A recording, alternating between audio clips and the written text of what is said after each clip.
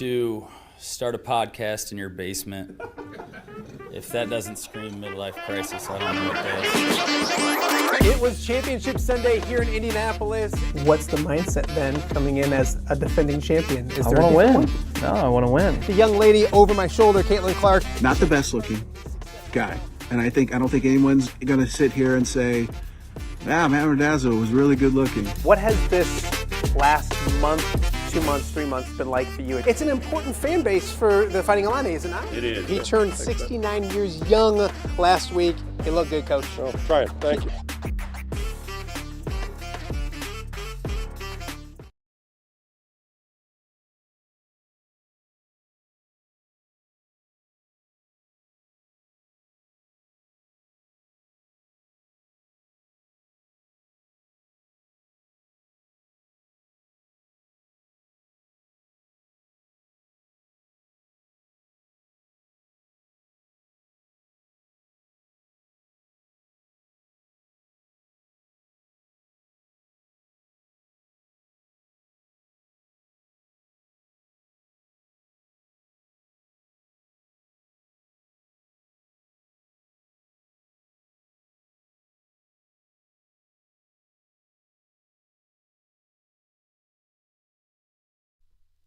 Now everybody can hear me. This is going well. Welcome to day 3 of Off the Air with Matt Randazzo. You know what? We haven't had anything really bad happen, so if I just clip my mic at the beginning, it's not the end of the world. So as we mentioned, as I was trying to say, thank you guys so much for joining us. Thank you for supporting the podcast over the first couple days. Great views online so far. A lot of people watching it live as well, so we appreciate that. If you haven't, please subscribe to the podcast. Please like it. Please rate it, as we have plenty to get to on today's show as well. You heard the guy laugh. You saw him at the beginning. Julian Vandervelde, former Hawkeye, former Philadelphia Eagle, will be here in studio, talk about Iowa football, the NFL, being mentioned in the most popular podcast besides Off the Air with Matt Randazzo right now in the entire country, that and a whole bunch more. So we'll get to him in just a little bit. Also, later in today's show, the one and only Jess Settles joins me. He was on the call for the Iowa State game last night, so we'll talk Cyclones. We'll talk about a Iowa comeback victory. We'll also talk about the Illini game coming up tonight, as well as they get ready to take on Penn State. So a lot to get to in today's show, but we start with our Quad City Sports headlines. And yesterday, Tom Caker was in house, and we were waiting to see if the Iowa Hawkeyes would get a brand new quarterback in the portal. Well, that has happened. Mark Gronowski, the former South Dakota State quarterback, is officially an Iowa Hawkeye. He comes to Iowa with quite a resume, over 10,000 career passing yards, nearly 2,000 rushing yards. He has 49 career victories at the FCS level. That is the most all-time at that level. He was the Walter Payton Award winner in 2023. That is the Heisman at that level. He was a finalist for it this year as well. So Iowa getting a big quarterback commitment. We'll talk about that with Julian Vandervelde and a whole bunch more coming up in just a little bit. It was a big night of college basketball as Iowa hosted Nebraska, and for a while things didn't look really great. We'll show you a few highlights as we go to Iowa City and the Hawkeyes hosting Nebraska, and they trailed by as many as 15 in the second half, but that guy right there caught fire. Peyton Samfort waking up with 30 second half points. He had 28 in the last 14 minutes, and in overtime, Josh Dix, also another huge game. He went for a career high 31. So from 15 down in the second half, the Hawkeyes come back, go to overtime. They win this one 97-87. A big night for the Iowa Hawkeyes. A big night for Peyton Samfort, who had been struggling. Here's Peyton on his thoughts after a big game. I think it was just getting back to being myself. At halftime, I was pretty upset. Went in and acted like I was going to the bathroom, but just went back and read some Bible verses, read some notes to myself. And, once I saw one go in, just felt like myself again, and I was kind of at peace and got a roll off the top of the backboard. It seems like every shot this year's kind of rimmed out. So then from there, I knew I was going. To start the half, we were pretty lax defensively. We were making, bad plays, turning the ball over. And I just kind of told everybody, we're going to be fine. Like, this is game 15. We got more than half the season left. Like, let's just relax. Let's change the season right now, and let's just, get gritty. And we got gritty guys. And, I think we've seen it all season, except for that Wisconsin game. But, we really gritted down. We had Brock in there rebounding. We had Josh and Price making big-time plays. And I can't say enough about the plays that Price made in that game, just from a winning level and a toughness standpoint. And, everybody had to contribute. But we stayed together, and that's the mantra. Bad teams fall apart when things go bad, and I just tell everybody, if we stay together as a team and block out what everybody's saying, just be in the room, be present, be where your feet are, then it always turns out all right.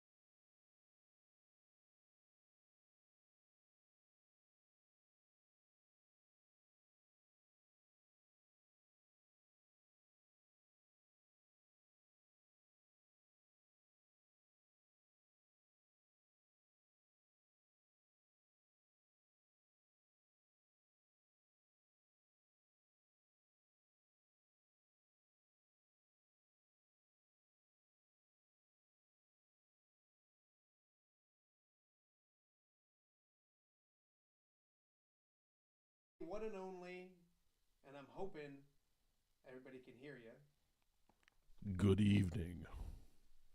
We can hear you. Hey, all right. Beautiful. It's been a funky morning, Julian Vandervelde, It's been a good time. but I'm getting there. I don't know if all of that went on air or not. We don't know. It may have been off the air. A plug for the end of the show. Julian Vandervelde joins me now. Former Hawkeye, former Davenport Central standout, former Eagle and Buck for a little bit, and then Eagle again, and everything in between. You're an Eagle. I'm an Eagle. That's a I'm good an thing. Eagle. That's yes. That's a good thing. First and foremost, thanks for making the drive out to Milan, Illinois. To the compound. This It's is not a compound. Waco-esque, man. I didn't realize how many acres you got out here. No, this is crazy. A half, if that. I think we share it with the neighbor.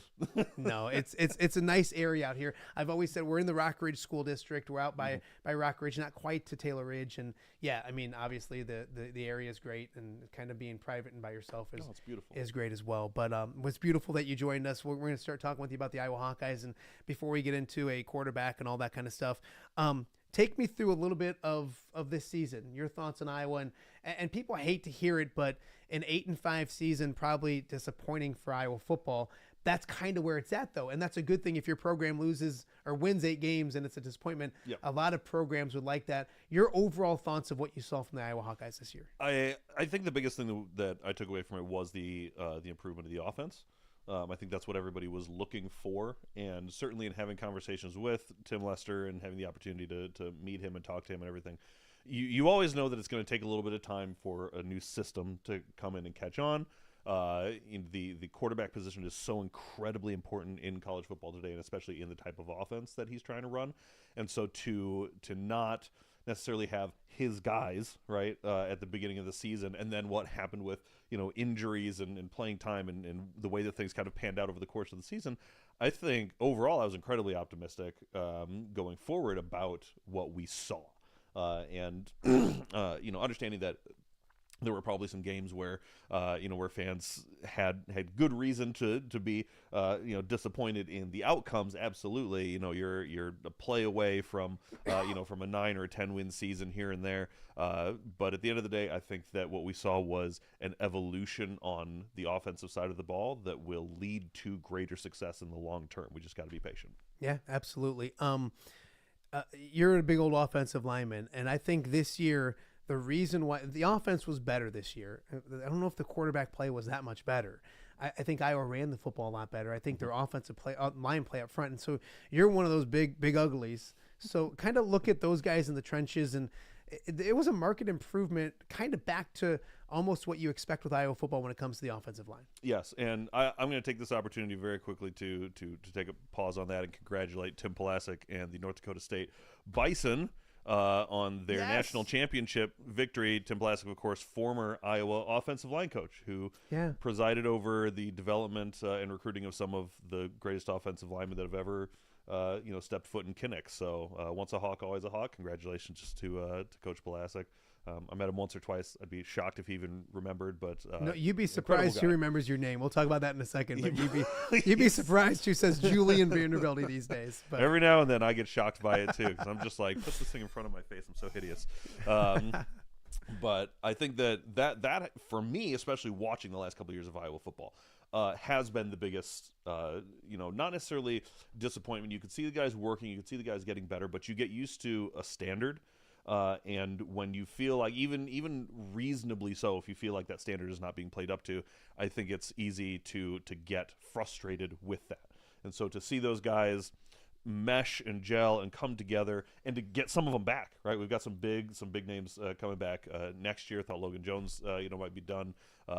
Future Remington Award winner in that market. That's my one Vegas, but I don't sports bet. I'm not with y'all on that. Me neither. I don't even know anything about it. I'll put down for that one for next year. But but to see them start to come together and really kind of embrace this scheme, and I think there's things that happen inside of and outside of the box within the Tim Lester scheme that helps the offensive line, so they're not always kind of -1 in the blocking scheme. But to see those guys coming together and start to kind of dominate again in the running game, that's who we have to be. If we can't run the ball, nothing else matters, and that's a formula that I believe in, and that has always led to great success at Iowa. So it was really good to see them, especially in the bowl game when we didn't have Caleb Johnson, and we were still kicking butt up front. Disappointing ending, but holy cow, I think we have a lot to look forward to. You see that guy on the sidelines, Kirk Ferentz, a guy you played for and know very well. He still seems to have a ton of energy, a ton of want to be there. What do you see from the coach when you see him at times or notice on the sidelines? It's no different from what it was, and I don't want to, was it 15 years ago, 14 years ago? I'm at the point where, like, I don't even count my birthdays anymore because it doesn't matter, right? My No, kids' then ages if you're are at what that matter. point, then I I might don't, as well. I'm in a no. lot of trouble then. But yeah, I mean, it's been a minute, and like he seems to have the same energy and purpose. I mean, he's evolved, and we can get into how he's evolved. That's probably a different podcast, but he still has that love for taking a young football player and making them a better player and person at the same time, I think. Well, and I think part of it is what makes him such a great coach and what drives him forward.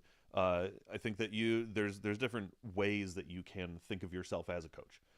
And if you're chasing stats, if you're chasing wins, if you're always looking for the next big thing, or you're just trying to etch your name in the stars, right? Then you look to move on, move up, change situations, right? Do this, do that. You're trying to make moves that benefit you. And Kirk has always been a guy who values the development of men. He wants to bring in good people and send them out as great people into the world. He wants to see long-term success. I think being at the high school level coaching now, for me, you kind of get a feel for that, right? When there's a kid who you coached and then he gets out of high school, and you help him get a job, or you see him later and he's got life kind of is starting to get figured out, and you see them doing well afterwards. Like there's a direct correlation between being a coach who cares about people and their future success. And that's what he's there for. He is there to help people. And I think that you do that where you are most able to do it, where you have a most comfortable fit. He's certainly got a comfortable fit here at Iowa. And I think it's why he'll continue to have success for as long as he wants to coach, because he's doing it for the right reasons. Yeah, no, 100%. Let's talk quarterback, and then we're going to talk other subjects, because I know people are probably watching going, are we still talking about Iowa football on this show? It's like 3 straight days of Iowa football. So I don't want to get people burnt out on it, but it's Iowa football, man. Like I always told people covering the Quad Cities, and Illinois fans would get frustrated, but during basketball season, it was probably Illinois because they were better, and that's just the more relevant thing. But I don't think when it comes to the high schools are the high schools, and I get that, and that was the gig. But when it comes to big things, like Iowa football is so cared about by so many people in the area. You should talk about it. You should cover it. You should do those kind of things. They have a quarterback, and I don't know what it is about this program right now with and he comes in. 10,000 yards plus passing. I did the Hawkeye Report podcast with Tommy late last night, and I went through like the last 7 quarterbacks since Nate Stanley and added up all their passing yards since Nate Stanley, and it was like 9,000 yards passing. And this guy's got over 10,000. So obviously a different level. So I think that's my question for you is because, and you know the Iowa fan base, he's going to have a lot of pressure. Like it's like my man Dan Campbell up here. If you fix the Detroit Lions, you're going to be thought of as like, I mean, that's a huge thing. If you can fix the Iowa quarterbacking situation, you're going to leave Iowa City with a legacy. Oh, yeah.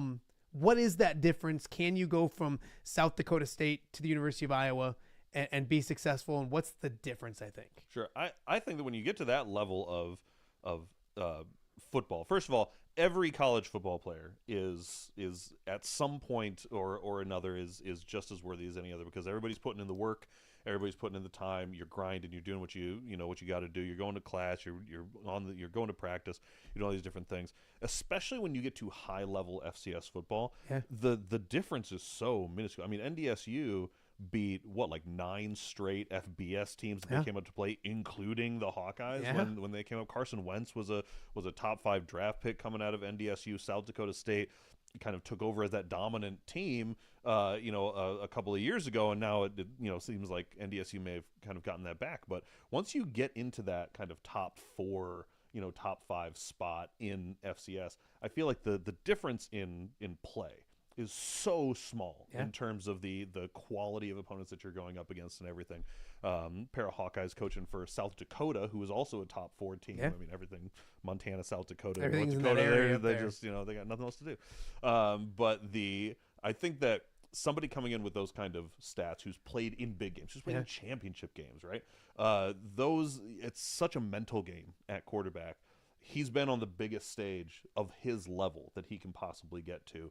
This is just the next natural progression. And for a guy who was probably going to be an NFL player anyway. I think he probably would have been drafted on day 3. Right? And ain't nothing wrong with being drafted on day 3, is there, Julian? There's nothing wrong with being drafted on day 3. It's a great day. It might be the best day to get drafted. I'm sure Jason Kelsey would agree with that. I just think that it's about scheme fit more than anything else. And looking at what Tim Lester's trying to do, he fits the scheme, right? This is what we needed, was a quarterback with his skill set, and I think it should help us take to the next level. Plus, guys want to play with guys, right? Dudes want to play with dudes. You get a Peyton Award-winning, national championship contending quarterback from FCS. Receivers are going to want to come and play and get thrown to by a guy with 10,000 yards because they know that he knows how to sling the rock. So I think it's a fantastic pickup. It's fascinating what Tim Lester's done with that quarterback room, because it's completely changed. I mean, it's complete, and in a year. It's full now. Now the big question is, does anybody leave? Is Brendan Sullivan happy to come and compete for a job? And I think it's funny because I think that's the narrative you're going to get, is like he's here to compete for a job. He didn't skip out on maybe being a draft pick in the NFL to come to Iowa to like compete. Right. Like he's the guy. And I get the Iowa narrative. And I was joking with Kakert that like the spring 2 deeps can come out and you might have somebody listed at the top that's not Gronowski. I mean, it's just, that's the kind of process, you know what it is. And but he's going to come to play. And the question is, who else wants to stick and stay and who wants to leave? And that's why I want to maybe open it up to a broader conversation of where college football is right now, because and I think Iowa, and you'd think they would have gone kicking and screaming down this road, but I think they've embraced it. Like they don't build their program on it. It's still recruit, develop, and win games. But they've done a good job using the portal to supplement the needs that they have each and every year. Is it weird for you as a former college football player to see the changes and the movement? And you're a loyal guy. I think it would have taken a lot. And you didn't hop on the campus and play right away. Right. So what are your thoughts when you see college transfer portal, all that kind of stuff? I hate it. Absolutely. Can I swear on this microphone now that we're online? I fucking hate it. Yeah. I think that, and I understand why Saban left when he did. You start to get a feel, I think, for the winds of change, and it's just such it's so drastic and so fast. And don't get me wrong, I think that was intentional. I think the people who didn't want NIL were the people in charge. And when it got to the point where they couldn't say no to it anymore, they were just like, okay, fine, fuck it. We'll open the floodgates, put absolute, almost no regulations on this, right? Wild, Wild West. Everyone will see that it's a terrible idea because we're implementing it in the worst way possible, Yeah. and then we'll get to pull it back, and it won't be a thing anymore. But you can't. It's over, right? Floodgates are open. I do think there's ways to fix it. I think you can tie it to academics and to institutions and stuff, and that's a different conversation we can have. But I think that, for me, my perspective of it is it has destroyed the idea of pride in your program. Yeah. And that's a personal thing, right? There are people who will come in, like I was going to Iowa, it didn't matter, right? I had scholarship offers from other places, whatever. Once they fed you on that recruiting trip, you were sold. That was it, man. Like my mom wanted me to go to Stanford. I get it, fine. They wanted me to be a defensive lineman. I wanted to be an offensive lineman for the University of Iowa. That's what I was going to do if I had to walk on to do it. I was going to do that. Yeah. So there's still going to be those guys who have that mentality, and they're loyal to a program, and will spend their whole careers in one place and everything. But I do think that the situation with the open portal and NIL and everything has created a situation where it's me before the team anymore, right? And that creates a very selfish idea and vibe within college football. And the biggest problem that I have with that personally is I think that filters down then, because everybody looks to the level above them for inspiration, right? Yeah. High school players look at college players look at the NFL, high school players look at the NFL. Well, now if you're a high school kid and you look up and all you see at every level above you is I'm doing what's best for me. Yeah, if I'm not playing, I'm leaving. Yeah, if I'm not playing, I'm leaving. Screw development, screw school pride, screw whatever else happens, screw long-term development. It's about right now. It's about this year. It's about me. Yeah. And I think that is going to have long-term ramifications that are very negative to football overall and to the lives of these kids as they get older. But again, it's such an individual thing too, where that's not everybody. Yeah. And so it's one thing that I was always done a very good job of is recruiting guys who fit the character and of what Iowa wants to do. Mm-hmm. So I think we will have a little bit more success probably with long-term guys than that. But they are embracing the portal to a certain extent. I think it gives the transferring in general kind of a bad, because some guys it's needed and it's a good thing. True. And like an injury happens, or there's certain reasons in which a coaching change and they're all of a sudden their guy went someplace else, and so there's reasons to transfer. It just seems like at the end of every year you're not just looking, but you're trying to keep your own guys there. Mm-hmm. And it made it complete. The NIL is a huge thing. And it's weird because nowadays I always say between the ages of 18 and 22 might be where a lot of these guys make the most money in their life. Yeah, like this 100%. Could be the most. So you can't blame them. But how crazy is that for you? Because like you think about it, you made the NFL, and that's tough to do. But there's guys that aren't going to get to that level mm-hmm. that are going to monetize now. You can't blame them. It's just completely different. Right. And that's the thing is I don't think you can blame the kids. No, not at all. Because they really are like in this, you work within the system that you have, right? You play with the cards you're dealt, not the cards you wish that were in your hand. And the cards that they have been dealt is there's an opportunity in front of me right now. I may not get this chance again. Yeah. So I'm going to take that and I'm going to maximize it. And so everything else is a byproduct of that. Which again is where I think it's a systemic problem. It's not the kids. I think that you have to fix the system. But like I've heard some guys. I think Pat, when he was on the show, said, "Thanks for watching. I'm glad. Hey, man, I'm a fan." Said that that like he's glad that there wasn't NIL when he was around. And I'm kind of in the same boat. It's like, yeah, sure, I could have been singing theme songs for Iowa City businesses. But it's all a big distraction. It takes away from your preparation on the field, from your college experience. Do you think that's how you would have cashed in? I would have thought restaurants, food places. Uh-huh. Well, then that's the thing is and that's a stop it. Sorry. That's a funny. That's a what place would have give me a place in Iowa City that you would have been. Zio Jono's.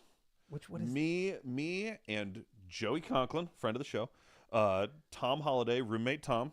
And Eric Guthrie, right, the strongest punter in America, all lived under the same roof. Okay. Oh God. Steve Big Ack lived with us for a little while too. That Joe Conklin's a handsome fella. He's a good-looking dude. He is. I'll tell you what. He was just as handsome in college as he is now. Not as gray. Not as gray. And way more smooth. Let me tell you. We got stories about Joe. Well, we got an open. No, I'm kidding. I'm kidding. But we would go once a week. I think it was Monday nights. They had all you could eat pasta. You could go and you could get like spaghetti. You're and talking it was my- all you're you could talking my eat. language. Here we go, right?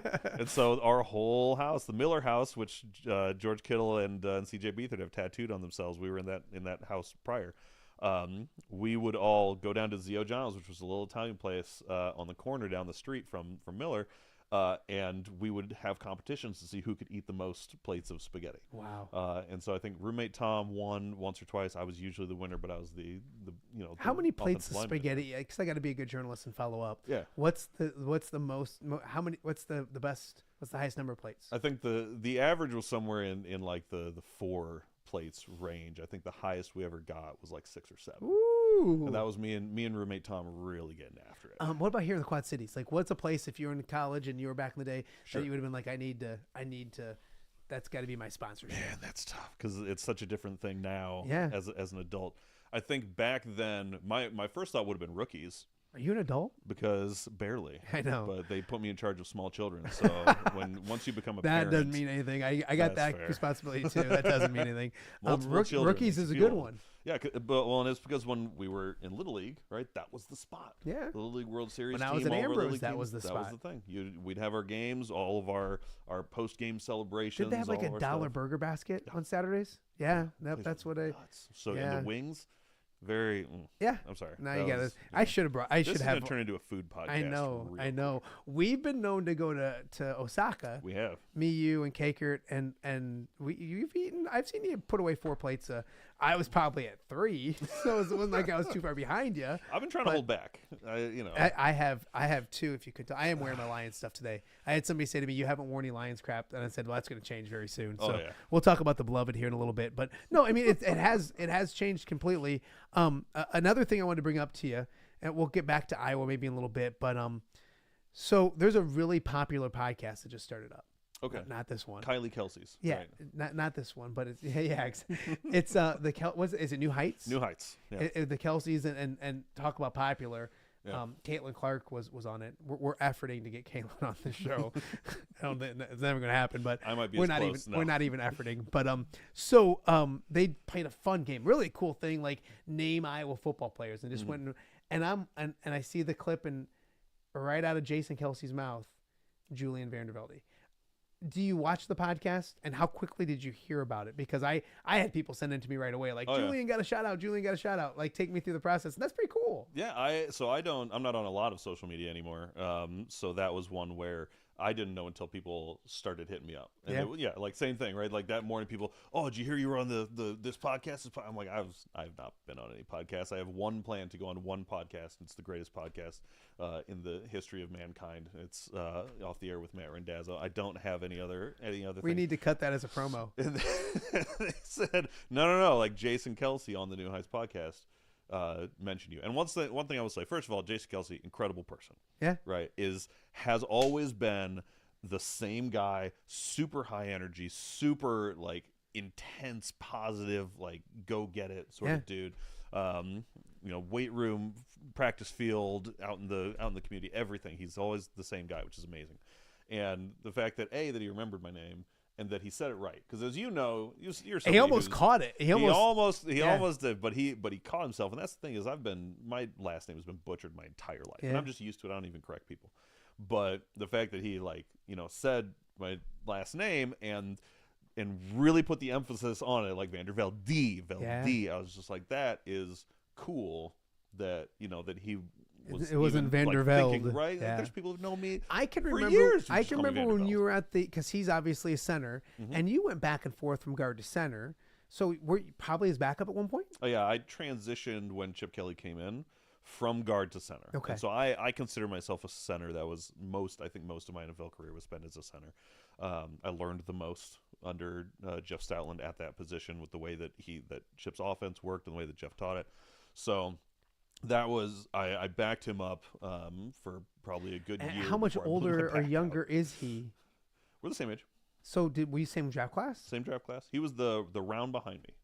And I think it was only because he had an injury coming out. He tore his ACL or something his senior year. Okay. And so he was 260 pounds, soaking wet coming out. But he was explosive as all get. I can remember you saying, I'm like, hey, how does it look? And you'd say, I got a good shot, but and then you'd bring up Kelsey and you'd be like, he's a stud. But like, I should be back. I can remember you and always saying he's a good dude and all that kind of stuff. Yeah. He just got done last year. And if you're the same age, can you imagine playing as long as he did at the position that he played? Listen, I swim now like 2-3 days a week at the YMCA because there's a visual because for everybody. Swimming. And here's the thing: I sink like a rock. My mom will tell the story like when I was a baby, like they take the babies and she was like, I want to get them started in swimming lessons. So they take the babies into the water, and the swimming instructor's like, no, babies naturally float if you lay them on their back. Yeah. Humans are buoyant, yada yada. And so she'd take me out into the pool to these swimming lessons, and all the parents would let go of their kids, and every other kid would just kind of like stay there and float, and I was straight to the ground. Bottom of the pool, I'm very dense. So for me, swimming is tough, but that's part of why I do it. But the other thing is like it's supposed to be easier on your joints, right? You're in the water, you're not lifting weights. I still do some weightlifting, but for the most part, like that's what I try and do. And I freaking messed up my left knee pushing off the wall to do like a length, like a breaststroke in the pool yesterday, and this guy's finishing up a Hall of Fame, multi-Pro Bowl and career. and thought about playing again another year. Right? I can't fathom the strain on his body, and I remember how messed up like his hands were when I left 10 years before he finished playing. Holy cow! So when's the last time you talked to Jason Kelsey? Oh, it would have been my last year. Okay, so it's been because that's the thing is like Pat is still friends with McAfee, and it's like you gotta maintain relationships. There's a couple of guys I maintain relationships with, but I was never a But you must have big because name he guy. remembered your name, which is cool. And that's really cool. I'm very Let's talk a little NFL before we hit a break. And coming up on today's show, obviously Julian Vandervelde is on with us right now. Coming up in just a little bit, Jess Settles will be here to talk a ton of college basketball. The Hawkeyes getting a victory last night in dramatic fashion overtime. He called the Iowa State game. So we'll talk Cyclones. We'll also talk Illini. A lot to get to with Jess Settles here in just a little bit. So keep it locked right here. But the NFL is in full swing. You are still an Eagle fan at heart, or Eagles guy at heart, correct? Yep. You grew up a Bears fan. No. Packers fan.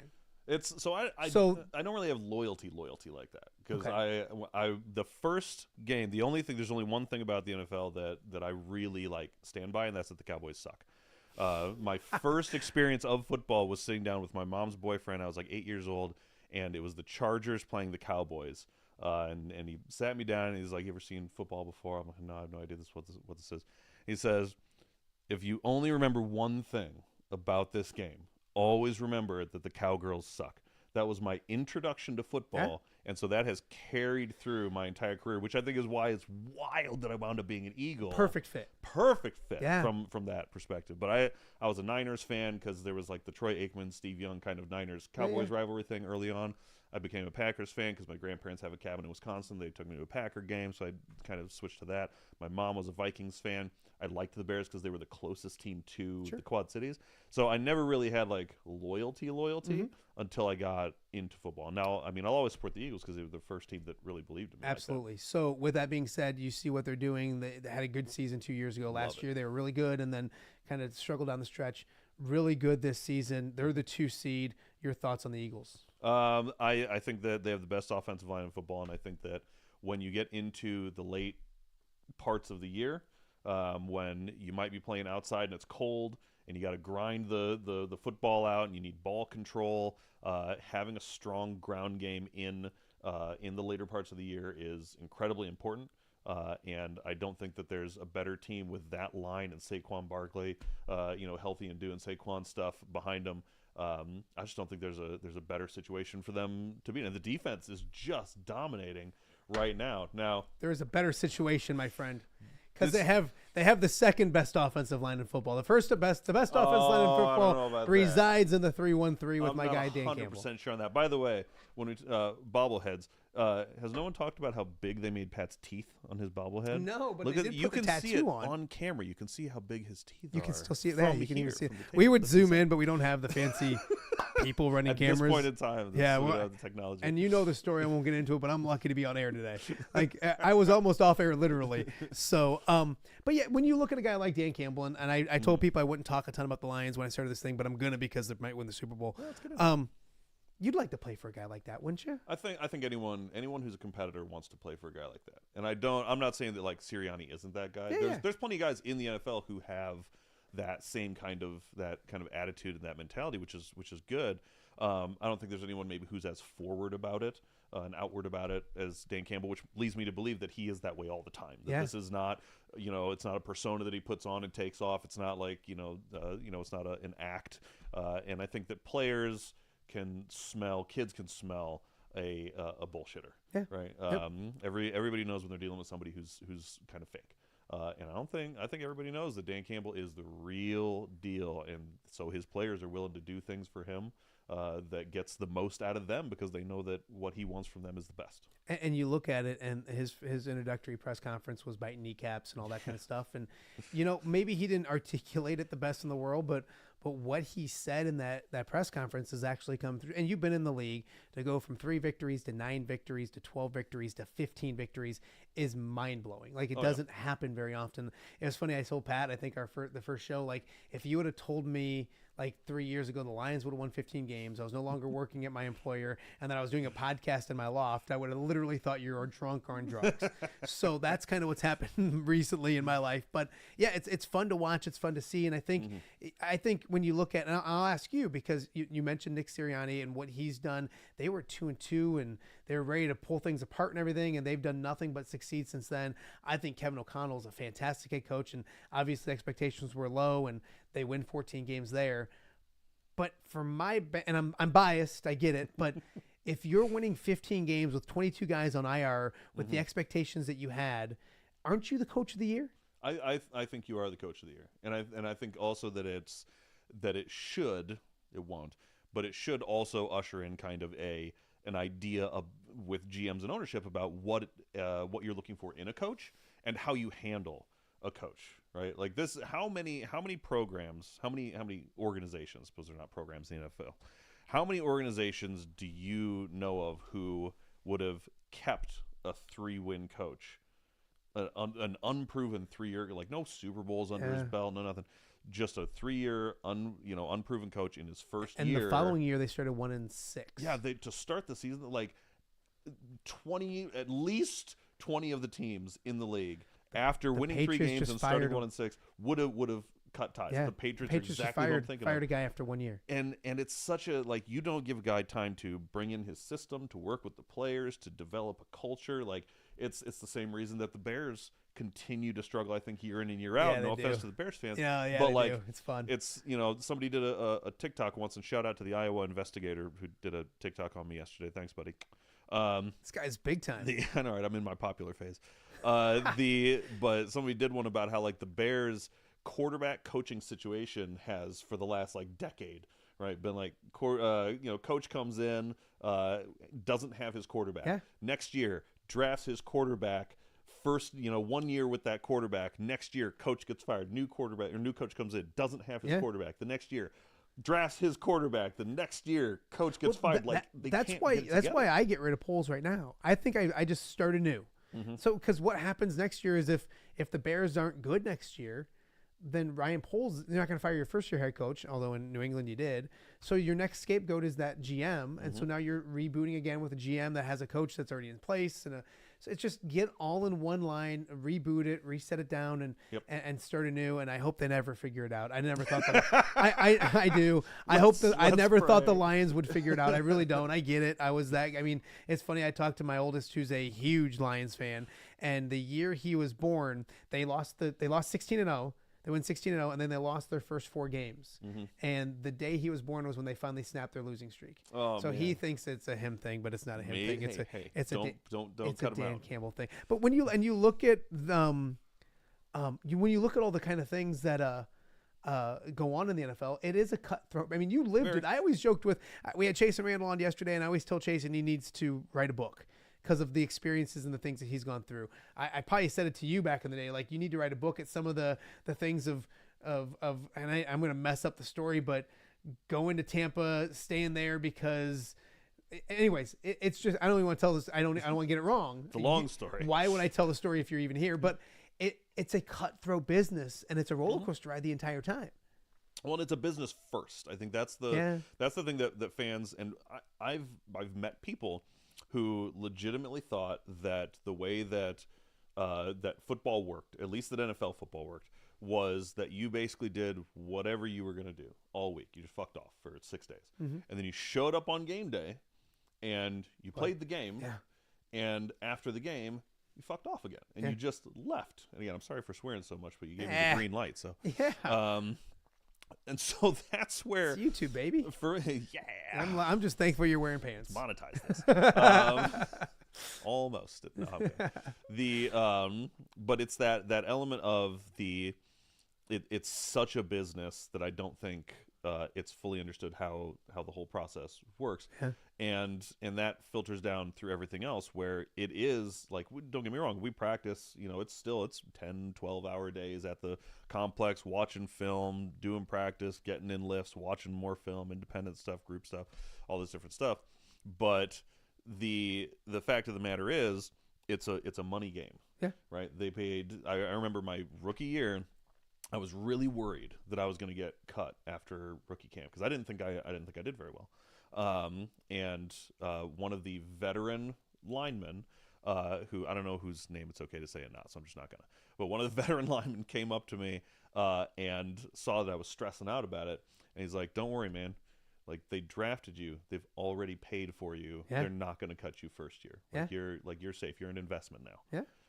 And that was kind of the first time for me that I kind of saw that shift start to happen mentally of like, it's not really about how you play on the field. Like, that's a big part of it. And a good coach and a good staff will still make that the priority, because at the end of the day, winning is what, really garners the views and the fan, the merchandise purchases and all the stuff that, again, drives the money. But from a player perspective, it is business first. There's business, and then there's internal politics. Guys will get fired because they get into an argument with their position coach. Their position coach doesn't like him anymore. I don't like you. I'm going to say I can't trust you. Everyone's contract, unless you've got a big, long, like guaranteed money contract, is at-will employment. So they'll find a reason to get rid of you. If they don't like you, if they don't feel like the investment is there, if they don't find a future for you, if your injury situation is different. When I hurt my back the first time before I had surgery, one of the other linemen who had been there for a decade at that point in time told me, listen, when you get that first practice back, if you feel anything in your back go wrong, right, take yourself out. All right, because what they're going to do is, now that you're back and you haven't had surgery, but they know you have this injury, what they're going to do is, if you make it all the way through one full practice, contractually, you're a healthy player now.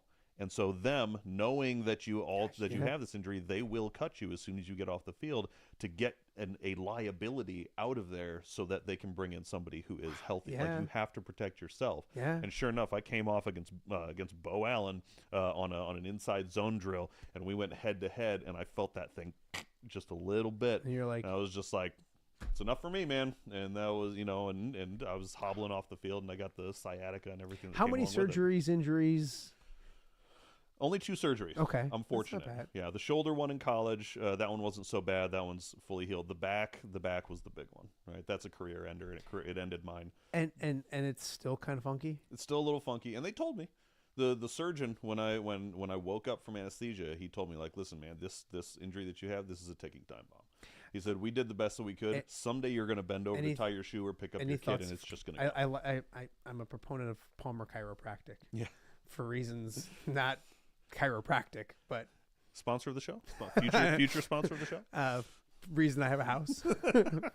wife works there. So but yeah, I mean, back injuries are I mean, they say it in all sports, like that's the bad one. So we are here with Julian Vandervelde. We got a lot more to get to with him. We're gonna talk Quad City stuff coming up, because I want to get your thoughts. You are a football coach at Davenport Central. Love what you guys are doing.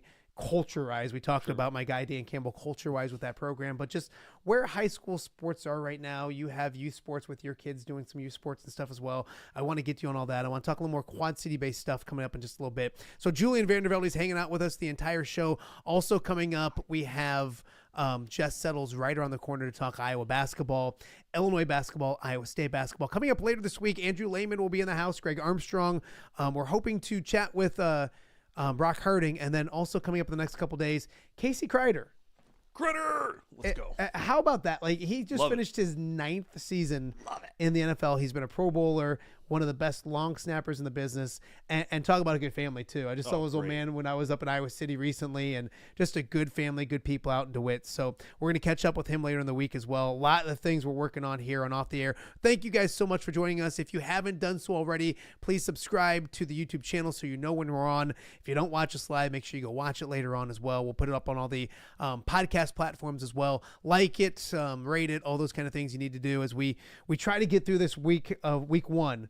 I think if I get through week one, I'll be ready to rock and roll, but things are going well so far. So we're going to hit a quick break, and we will be right back with Jess Settles right after this on Off the Air. Hello, Dan Pearson here of FCA. Our team is thrilled to support Off the Air with our good friend Matt Randazzo. We share the view of the power of sport when it comes to relationships, including the influence of the coach. FCA believes the coach is the most influential person in America. Matt celebrates local coaches and athletes. His content is informational, insightful, and inspirational. Our Fellowship of Christian Athlete team loves partnering with Off the Air with Matt Randazzo while we engage, equip, and empower coaches and athletes in our 23 counties. FCA, the heart and soul in sports. View from the West, the podcast covering Illinois high school football. It's going to be a hard-hitting game. It's going to be great football. Weekly analysis and reaction from around the western side of the state of Illinois. This is the game we had circled when the year started. Follow along on YouTube and subscribe wherever you listen to podcasts. It's big-time football out there tonight, and I know we can play big-time football. View from the West. We got you covered.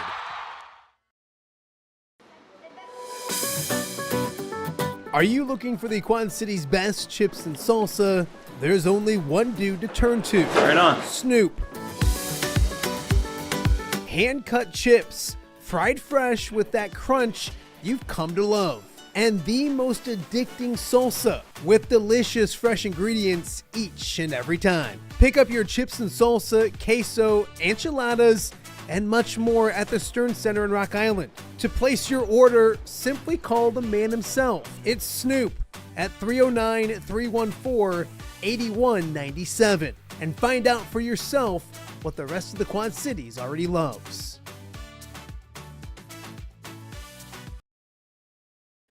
Welcome back to Off the Air with Matt Randazzo. College basketball season heating up here in January. And when it comes to college basketball, there's one guy that I know that knows absolutely everything about the Big Ten. One of my favorite players growing up, and I don't want to make Jess Settles feel too old, but the one, the only Jess Settles joins me right now. And first and foremost, thanks for doing this, because you're in a hotel room in Ames. You called the Iowa State game last night. Am I right? That's exactly right. Iowa State's got a heck of a team, Matt, as you know, probably the best team in the country, ranked third right now. I believe Tennessee got blown out at Florida last night, so that's going to move them up. Auburn will be the number one team in the country. It wasn't but about a month ago in Hawaii where Iowa State played Auburn, and the Cyclones were up 18 at one point, and then kind of fell apart down the stretch. But that's how good they are. They're battle tested, and they had an easy win last night against Utah. It was fun to call, and not a very far drive home for me. I kind of like these. Yeah, absolutely. We'll talk a little more about the Cyclones in a second, but if I have Jess Settles on here, we're going to start with your beloved Iowa Hawkeyes, and we kind of talked when you got on here. You were on the Cyclones call, but you checked everything out, what happened last night, and Jess, that team was down 15 with about 14 to go, and after the way they played at Wisconsin, that was a huge comeback. What does a victory like that do for a team like that in Iowa City? Well, it just gives you a ton of confidence, right? I mean, you get blown out on the road, then you come home, you have to defend the home court. Nebraska's got a good team this year. They've been playing very well. Then you find yourself down that many points. Now, it's not like Fran McCaffrey's team haven't been able to come back in the past, but Peyton Sanford was, non-existent in the first half. And I was watching his interview clips last night, and it was interesting. He said he went into the locker room, he started reading some Bible scriptures, some positive self-talk affirmation, and he comes out and drops 30 in the second half. Massive shot after massive shot. They weren't able to guard him, and then Josh Dix was sensational. So, you look at Iowa's schedule coming up, it's one of those games that they had to have, and if you lose that game, it starts to snowball. But now there's new hope. I mean, you put the Wisconsin loss behind you, and there's so many winnable games ahead and so many big opportunities, and that was huge, man. Were you at the game? Yeah, no, I wasn't, but got home in time to watch the end of it. And it's one of those things where, and I love Peyton, great guy, but he's struggled a little bit this year. And I'm going to read you some names. Matt Gatens, Peter Jack, Jared Utoff, Aaron White, Luka Garza, Chris Murray, Keegan Murray. These are all guys their senior year or their last year in Iowa City kind of became that guy. Doesn't Peyton Sanford have to be that guy this year? I know there's talent on this team. We'll talk about other players, especially a couple local guys here in the Quad Cities. But doesn't Peyton Sanford have to be more like that guy? He doesn't have to be 30 points in the second half every night, but doesn't he have to be more like that guy for this team to be a Big Ten, or I should say an NCAA tournament team? Oh, absolutely. I mean, he's got to bring it, 4 out of 5 nights, and he's going to be number one on the scouting report for every defense. As you know, you've been covering the game for a long time. That is a tough adjustment. It's one thing to be a role player. It's one thing to be an all-conference guy. It's another to have the top defensive wing on you all night long. And he's got a quick release. He's definitely added dribble penetration to his game. He's got some floaters, some pull-ups. He's a much better player. And I think a lot of that comes from going through the NBA draft process and the workouts that you go through. You have to make quicker decisions. You have to constantly be on the attack. But he does not lack for confidence. The one thing you admire about him is that he's not going to let the previous game carry over to the next game. He just puts it behind him. And I was a power forward that could step out and shoot, and pass and play the role that I was supposed to play. But I always had a lot of respect for the wing players who you have to shoot the ball well every single night to be impactful. And that's a lot of pressure on a guy when you're shooting bombs like that. But he's an elite rebounder, and his defense has improved. But he's got to remain consistent, keep knocking down shots, and this is what he was built for. This is why he came back. 30 in the second half. He had 28 in the last 14 minutes in overtime. So do the math, 19 minutes. Have you ever got cooking like that? Have you ever gotten to a zone? And if you have, I believe it or not, Jess, I have not. So what's it like when you start feeling it like that on the basketball court? You know what? You catch a couple breaks, right? A couple of them rattle around and go in, or you get a rebound and an easy putback to get yourself going. When these guards and these wing players just start raining in threes, it's something special. It's not something I can relate to. I played with Chris Kingsbury, as you know, and I remember there were times that he would get in a zone. I believe Chris Kingsbury had 30 points in the second half against UConn and Ray Allen up at the Great Alaska Shootout over Thanksgiving back. Yeah, back when that was the tournament. I believe he had 30 in the second half, which was, and that was probably a top 10 battle against some NBA star level players. And then I believe he also were at the Rainbow Classic in Hawaii. I remember him just getting in a zone where he was hitting so many deep threes. And I remember the Hawaii coach after the game, I was out on the court, say 20 minutes after the game doing some interviews. And he came out and started stepping off the spots that Chris shot from. It was like nothing he'd ever seen. This was way before the Steph Curry, Kalen Clark era, obviously. This is back when you didn't take deep shots like that. And he was coming across half court, getting in those zones. So I can somewhat relate to being in a zone and how it seems like every ball that comes off your fingertips is going to go in. But These wing guys are just a rare breed because there's a lot of pressure on them to hit shots. Yeah. Can we talk about Josh Dix for a second, because he goes for 31 last night, and a good friend of ours, Nicholas Baer, tweeted yesterday that or last night after the game, that he's playing at a first team all Big Ten level when it comes to Big Ten games. I think he's averaging 24 points in the 3 Big Ten games. He's so efficient. He was 7 of 10 from 3. Where have you seen his game go this year? He showed it at times last year. Consistently now, he's 9 straight games in double figures. Where do you see Josh Dix right now, and where can he get to? You know, I hope for this year he just stays right here at the level that he's playing at, because it seems like every night he stuffs the stat sheet. He delivers big shots. You know, he's one of those guys in the era of, social media and quick clips and Sports Center. He never changes his demeanor. You don't know if he's having fun out there or if he's miserable, right? If he hits a big shot like he hit so many last night down the stretch, his expressions never change. So when it comes to getting national attention or conference attention, he doesn't get that much because he doesn't sell himself. And as unfair as that seems, it's just the reality. I talked to Fran McCaffrey a couple weeks ago at a shoot around, and he just was reminding me of how elite he is defensively and what a lockdown guard he is. And then you add the offensive prowess and skill set that he has. He's become a complete player, and he was huge in that game last night. You just feel like when the ball comes off his fingertips, it's going to go in. Now, can they play with more toughness? Can they get better guard play?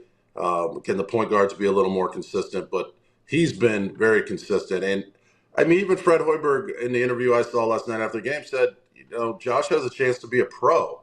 I don't know what that means. But he's getting high praises right now, especially from the opposing coaches. Yeah, he's doing fantastic stuff. We're joined right now by Jess Settles, former Hawkeye great and one of the best color analysts in the game. I know he doesn't like to hear that. He's a modest guy, but he is one of the best of the best. 2 local guys from our Quad City area that's up in Iowa City right now. I'm going to start with Brock Harding because he seems like a bit of a lightning rod, because I'm a homer and I'm always going to back my guys. But I've watched this young man grow. I've watched him win a lot of basketball games. And after a slow start, didn't play well last night. But after a slow start, Brock's been doing a lot of good things. He's a pass-first point guard, and you like guys like that. If you're a guy like yourself who likes to put the basketball in the bucket, that's a good thing. What have you seen from Brock Harding here in his second year in Iowa City? I think he's having a wonderful year for a sophomore point guard in the Big Ten with all the elite competition there is at that position, right? So there's a process that everybody wants to skip now because of the transfer portal and the one and done and guys wanting to go in the G League early. So you forget Fran McCaffrey is a developer of players, and they usually play their best as juniors and seniors, even fifth-year seniors, and that's typically how it is at most places. So I think he's right on schedule. He's got tremendous handles. He makes guys better. He's hit some big shots this year. He's helped win Iowa some games this year. Would it have been nice to have Perkins stick around for another year as the veteran guy to mentor Brock one more year? Of course, that would have been ideal for everybody. And maybe you win some of these tighter games down the stretch. That would make sense, a 5th and 6th year point guard compared to a 2nd-year guy. But, that's not the reality. And if you put your coaching cap on as a coach, you try to get the regional players who are the best, the kids who will be loyal, who will stick around, who will put in the work. So that's the type of guy that you want to offer a scholarship to. And then he's going to go through his growing pains. And you got to kind of figure out that you can't make the same passes that you made in high school. You can't put as much mustard on some of your shots as you did in high school. And he's learning that. And I really just enjoy watching him play. And he's completely, as you know, he's completely locked into his craft. He is addicted to working out. No one has a more intense pregame routine than he does. I've been to several of their games. I mean, he's out there a couple hours early, going through his shot charts, locked in, got the headsets on. he said that we're dealing here with the kids who had their seasons taken away by COVID, and he said during COVID when he didn't have to go to school and they didn't have practices for a while in there, he figured out that he could have 2-3 practices a day, live in the gym, come up with routines, and it's paid huge dividends. But you're right, you're always on top of the local guys. When people criticize Wheezy Wheeze Camp, you said he'd be a pro. People laughed at you. You were right. Brock is going to pay the same type of dividends. He's going to continue to make big plays and win games for Iowa, and he's exactly the type of kid that you want. The idea that you can just go out and get a 5-star guard from Florida to come every year, it's just not realistic. And with the NIL mess, a lot of schools have a lot more money than Iowa does. You want guys like Brock and Big Owen, and that's how you try to win. You mentioned Big Owen, a big guy that you maybe relate a little bit more to. Special season, first freshman of the year from the University of Iowa since, I believe, yourself. So a little bit of tie there. What have you seen from him his sophomore year? And you remember it, and it's not that much different nowadays. It's hard to put it back to back. To go from freshman year to sophomore year, they talk about that sophomore slump. He seemed to avoid it. What have you seen from his game this year, and maybe what does he need to do to maybe get to that next level? He plays extremely hard. He's incredibly bouncy. He loves to rebound. He's very emotional, right? He plays with emotion on his sleeve, and he would have been better off playing in the 90s with us, where you could get in guys' faces, shove a guy once in a while, mock the other team, right? Just for fun, nothing personal. But now with all the reviews and all the emphasis on taunting and staring guys, I mean, it just doesn't seem to work for him. So he obviously has to change the way he plays emotionally, because he keeps getting, he keeps getting called for those types of things. But his upside is really tremendous. At this point right now, he's got to get better moves at the offensive end, Matt. His footwork is okay, but it's not elite. So that's pretty exciting for him that he can get better. He's got to get some Kevin McHale moves, some Akeem Olajuwon moves. Right now, so much of his game is based upon out-hustling other bigs, playing tougher, more emotion, more physical. And now as he gets to the next couple of years, he's got to add the hook shots and all of those things. Now, people forget that he was injured all summer. And he had a couple sessions set up with Luka Garza. Well, Luka Garza, obviously the master of the duck unders and the pull-ups and all these things. He didn't get a chance to go through 3 or 4 days of a couple times of workouts with him to add that. So he's catching up, trying to get in shape. I said in one of the broadcasts earlier in the year, when he gets that 3-point shot, let it fly. Fran McCaffrey's made it very clear to him that if he gets open shots, take them. Other people are going to miss open shots, so he can shoot it. I've seen him hit several in a row in practice. He's hit some in the game. So that 15-footer, those 3-point shots, just keep adding that to his game. But he's got obviously a critical year here, including this year and next year, 365 days. He's got a critical time to get better, but he can, and I think his family's excited about what he can become. It's funny. We did a feature story with him when he was a senior at Moline, and we're there early in the morning, and my photographer has video of him making 10 straight threes. And that's how we start the story off. And even my photographer was like, hey, usually I cut it up a little bit, make it look fancy, but I want everyone to see that I'm not editing this stuff up. He knocked down 10 straight corner threes. So he definitely has the ability to do it. Jess Settles joining us right now on Off the Air with Matt Randazzo. I want to talk to you. Our good friend Tom Kakert, God bless Tommy, gave me a really good topic to talk to you about today. Can you, I don't want to say rank, but you were number 4 at the University of Iowa. Josh Dix is number 4 at the University of Iowa. Ooh. Can you rank the best number 4s at the University of Iowa? Not 4 players, but the actual jersey, the number on it. I'll help you out. Devin Marble was also number 4. Andre Banks was number 4. Glenn Worley was number 4. So that's first off, pretty good company with that number. Second, can you rank those guys? Who's the best number 4 in Iowa basketball history? You know what's that's awesome. I forgot about Andre Banks. My grandma, Lucky Krager, who turned 102 a couple days ago. Wow. Awesome. Happy birthday. That Andre Banks was. I probably heard about Andre Banks first from her when I was a kid. She loved Andre Banks and loved Lute Olson. Most of your listeners know that my grandma Lucky had 10 daughters, no sons. My mom, one of her daughters, and then Jan Kittle, who's George Kittle's mom for the 49ers. So she's been a sports junkie, a basketball junkie for a lot of years. Deb Marble, if you remember, one of the critical pieces to the early McCaffrey era, Deb Marble was not heavily recruited. People don't realize that. And he had signed, with Licklider, I believe, and then stuck around for Fran. And then Glenn Worley was recruited heavily by Rich Walker during the Steve Alford era. So he stuck around when Rich stayed with Steve Alford. I mean, and Josh, come on. I mean, there's only one number 4 that wore the Hawk. Come on. Like, why does anybody else even get to wear that? What's going on, Matt? And I've been asking for them to retire a number for years. They never listen. No. They never listen. I'm just kidding, buddy. But no, there have been some good number 4s, and I'm impressed with the setting of your show. As I rabbit trail here, Tommy Kaker, you got me a little excited, and Pat Anger. I'm a little disappointed I was not your first guest. I understand partially, but I'm a little hurt. I'm not going to lie to you.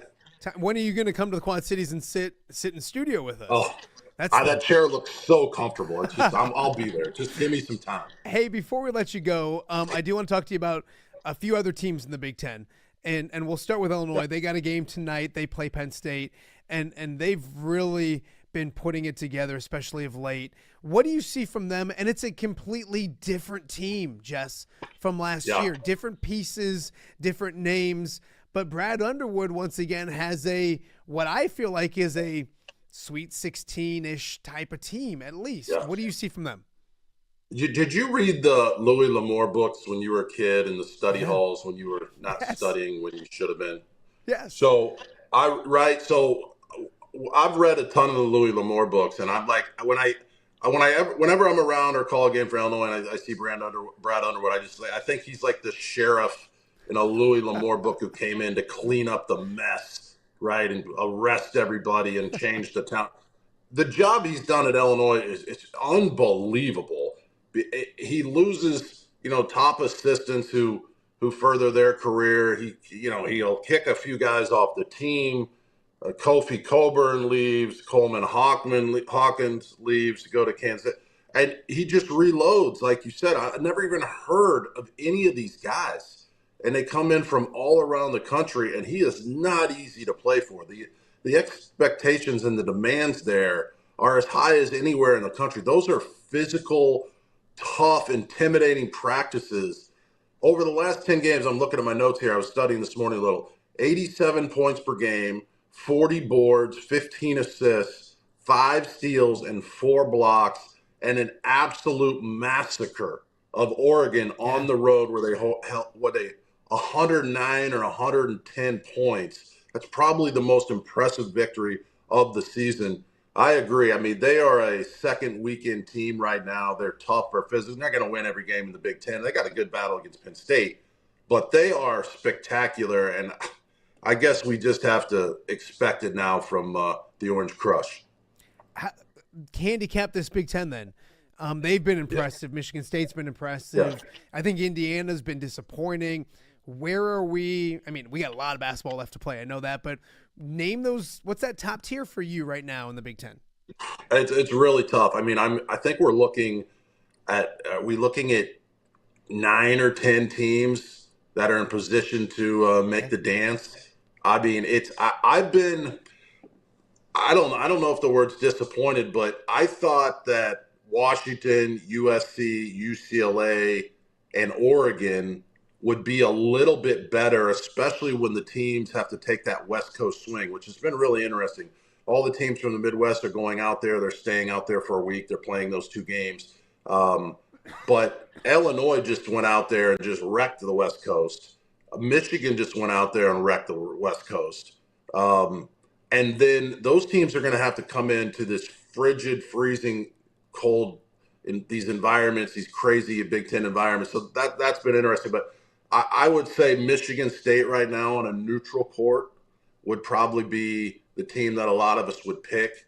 You mentioned Indiana's disappointing start, and yet it seems like they've kind of figured out their spacing the last couple of games. They had a nice win at the Palestra over Penn State a few days ago. Playing some 4 out, 1 in. They got some injuries, so they're not playing 3 out, 2 in now. There's just more driving space and more room to operate. Oregon will figure it out. Dane Altman's, as you've known him for many years and followed him at Creighton, and he's an elite coach. So I don't know. Are we leaving anybody out? Oh, Michigan. Michigan right now with their 2 bigs with Wolf. I've got their game on Sunday, so I'll get to see them up close and personal. But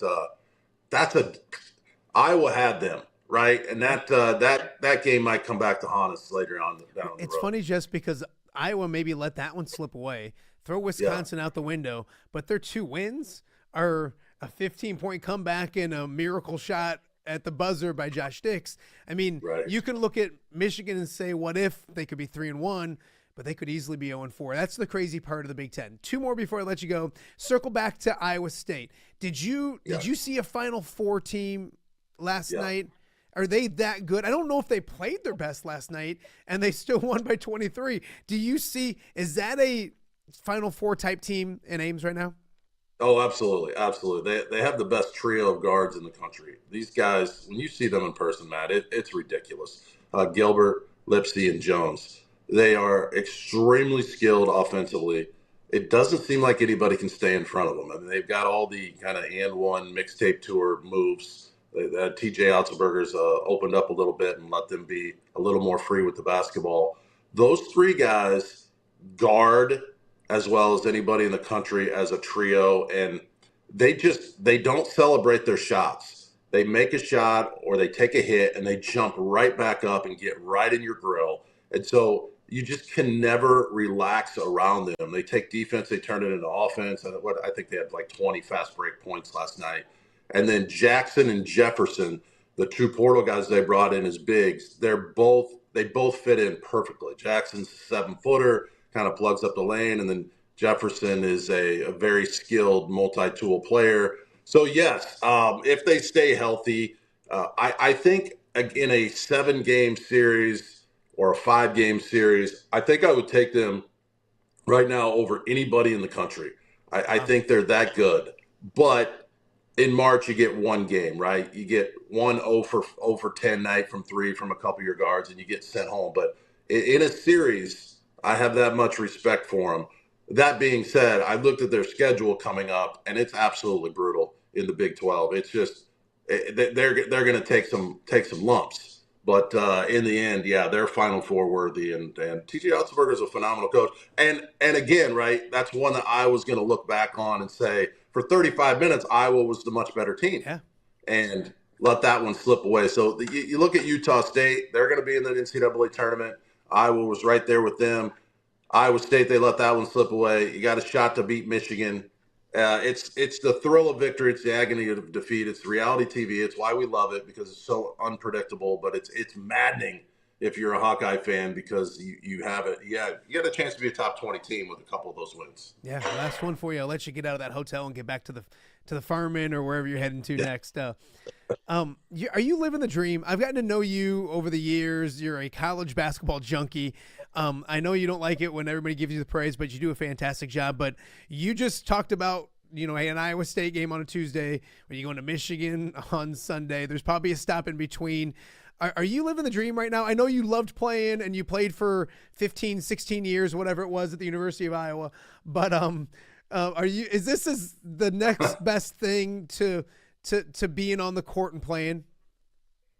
I really miss the coaching side of it. There's just something about coaching, of pouring your life into other people and coming up with strategies and the wins and the losses and everything that goes into it. But I'm very thankful that I'm still able to call these games. It's a really tough business right now, as you know, and you're very thankful when you do get those calls. It's really interesting. It's sort of a lonely life out on the road that salesmen and women would know, because you're out calling these games. But as a player and a coach, if you win the game, you celebrate that night, you go out and get a steak dinner with your friends or your family, and it just means so much to you. If you lose, it's just so miserable for a couple days until you get to play the next one to get that loss out of your system.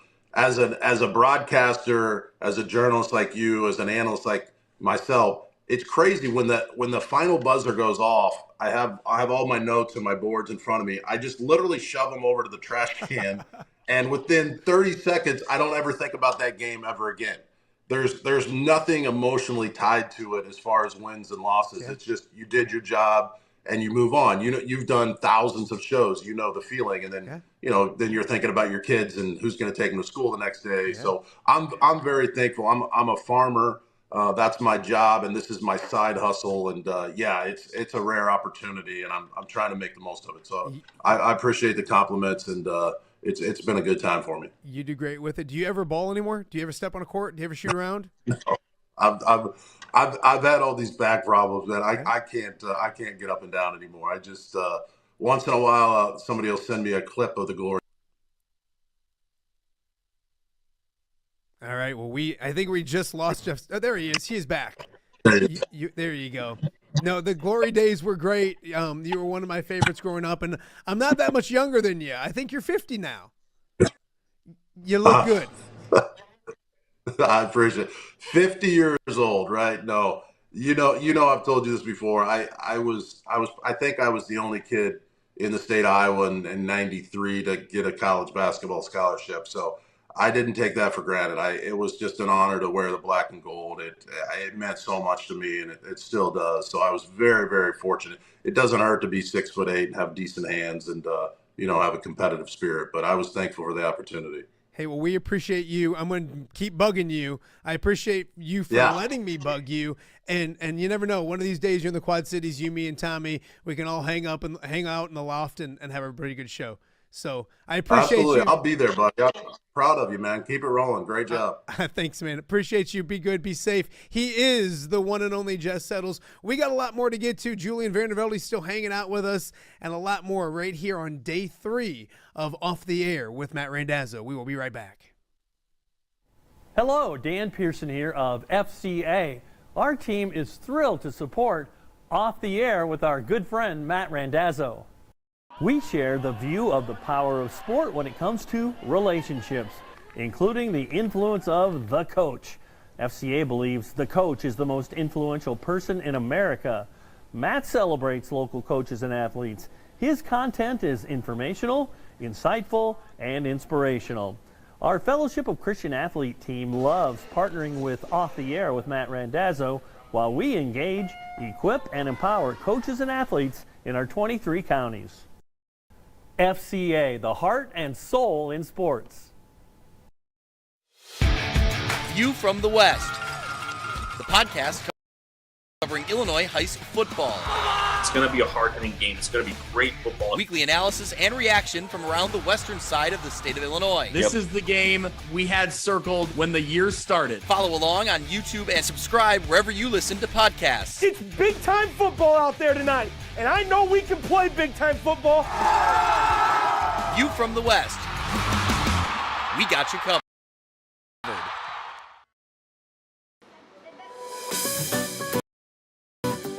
Are you looking for the Quad City's best chips and salsa? There's only one dude to turn to. Right on. Snoop. Hand-cut chips, fried fresh with that crunch you've come to love. And the most addicting salsa with delicious fresh ingredients each and every time. Pick up your chips and salsa, queso, enchiladas, and much more at the Stern Center in Rock Island. To place your order, simply call the man himself. It's Snoop at 309-314-8197 and find out for yourself what the rest of the Quad Cities already loves. Gosh, welcome back to Off the Air with Matt Randazzo. College basketball season heating up here in January. And when it comes to college basketball, there's one. There we are. That's 2, Julian. That's twice. But we are back. I think the fact that, and we're just going to bring Julian in right now, I think the fact that I'm watching the chips and salsa. Yeah. from Snoop's and my kid doing this. I think I just kind of get mesmerized by the food and I kind of mess that up. But welcome back to Off the Air with Matt Randazzo, joined on a Wednesday afternoon, a hump day with the one and only Julian Vandervelde, former Davenport Central standout, former Hawkeye, former Eagle.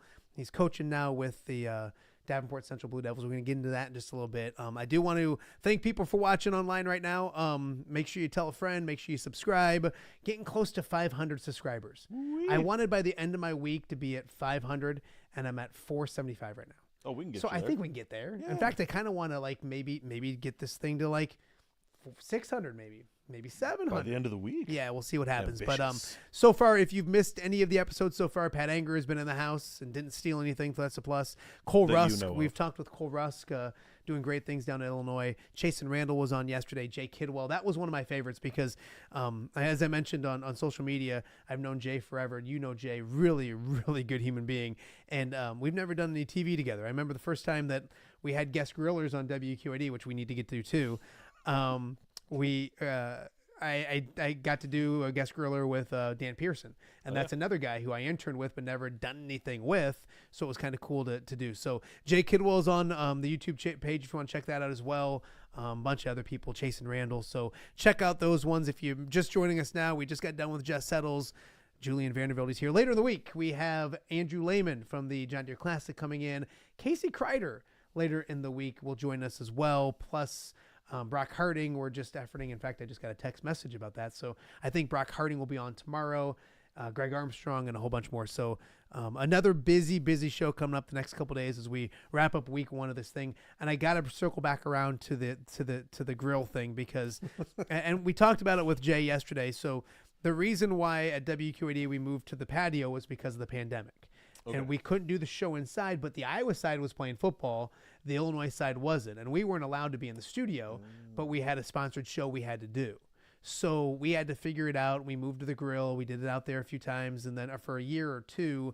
And then we thought, hey, let's bring in some guest grillers. So our second guest griller of all time was Julian Vandervelde, and you legit set that sumbitch on fire. Listen, I'm surprised you allowed me in your house because my track record says that I might burn this place to the I ground. want you to do something to put the show on the map, but I need my house. So fair. you can't burn it down. So you were the first to curse on the show. And Was now I you got really? me. Yeah. Hey, So Pat didn't curse? I don't think so. I watched that whole It thing. depends whether, you gotta remember, he's he's media now. He is. That's he's true. He's big time media now, so he's got to behave himself. So, but yeah, tell the story about because you were was it bacon? Yeah, it was bacon. So I have Yeah, it was bacon. I'm a big flat top guy. So we have a flat top at our house. We had a budget at WQAD. There was a budget. So we didn't have the flat top. There was no Blackstone or anything. And I had, because I over the years I've gone through different grills and different smokers and stuff like that, and I had fallen in love with the flat top lifestyle. And so I was doing, I forget, I think it was the week we were playing NDSU maybe. Yeah. And so I brought in bison burgers, or you guys provided bison burgers and some other stuff. And I brought bacon thinking, oh, this would be cool, do bacon cheeseburgers and stuff.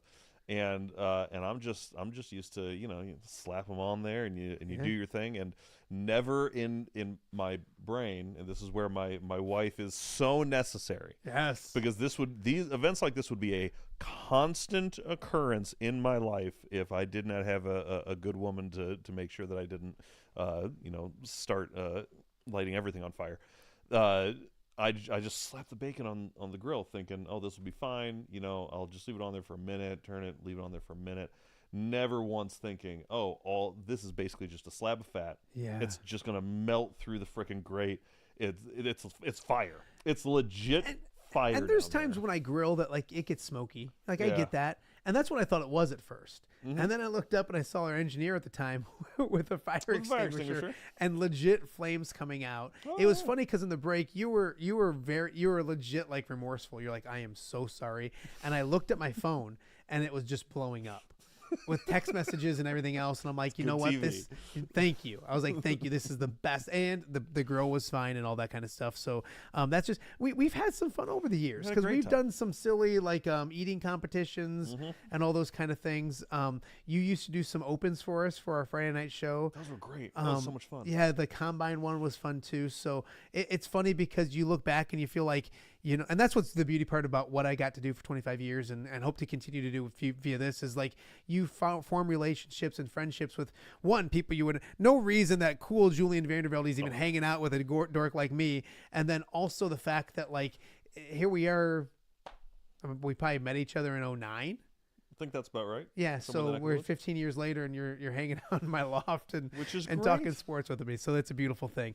You are at Davenport Central. The Blue Devils, you bleed Blue Devil. I know that they're very important to you. Where is this program at right now? I love Coach Berg and what he does, and the culture you guys have set, building something maybe the correct way instead of just building something quickly. Sure, and I think we try to have a similar mentality to your boy Dane Campbell there in terms of the culture first. We'll bring him over to you. And I think every team that wants to have long-term success, right? Not the win now or cut everybody, but if you want to have long-term success, it starts with the culture and the mentality that you build.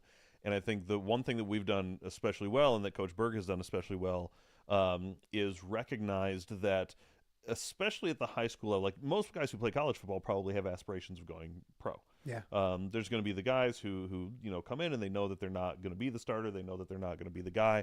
And in the modern day of transfer portal, they just go somewhere else where they have a better chance. But especially in high school, such a small percentage of guys even go on to play college ball at any level, much less go on to be professionals. And so what we really try to do is take focus on them as people, as young men on their futures, and being Central is an inner city school. It is what it is. Extremely diverse, both in terms of socioeconomically and culturally and everything. And so we try and build individual relationships with all the kids, figure out what it is that they want to do after school. And first and foremost is make sure that they get through school. Yeah. Right.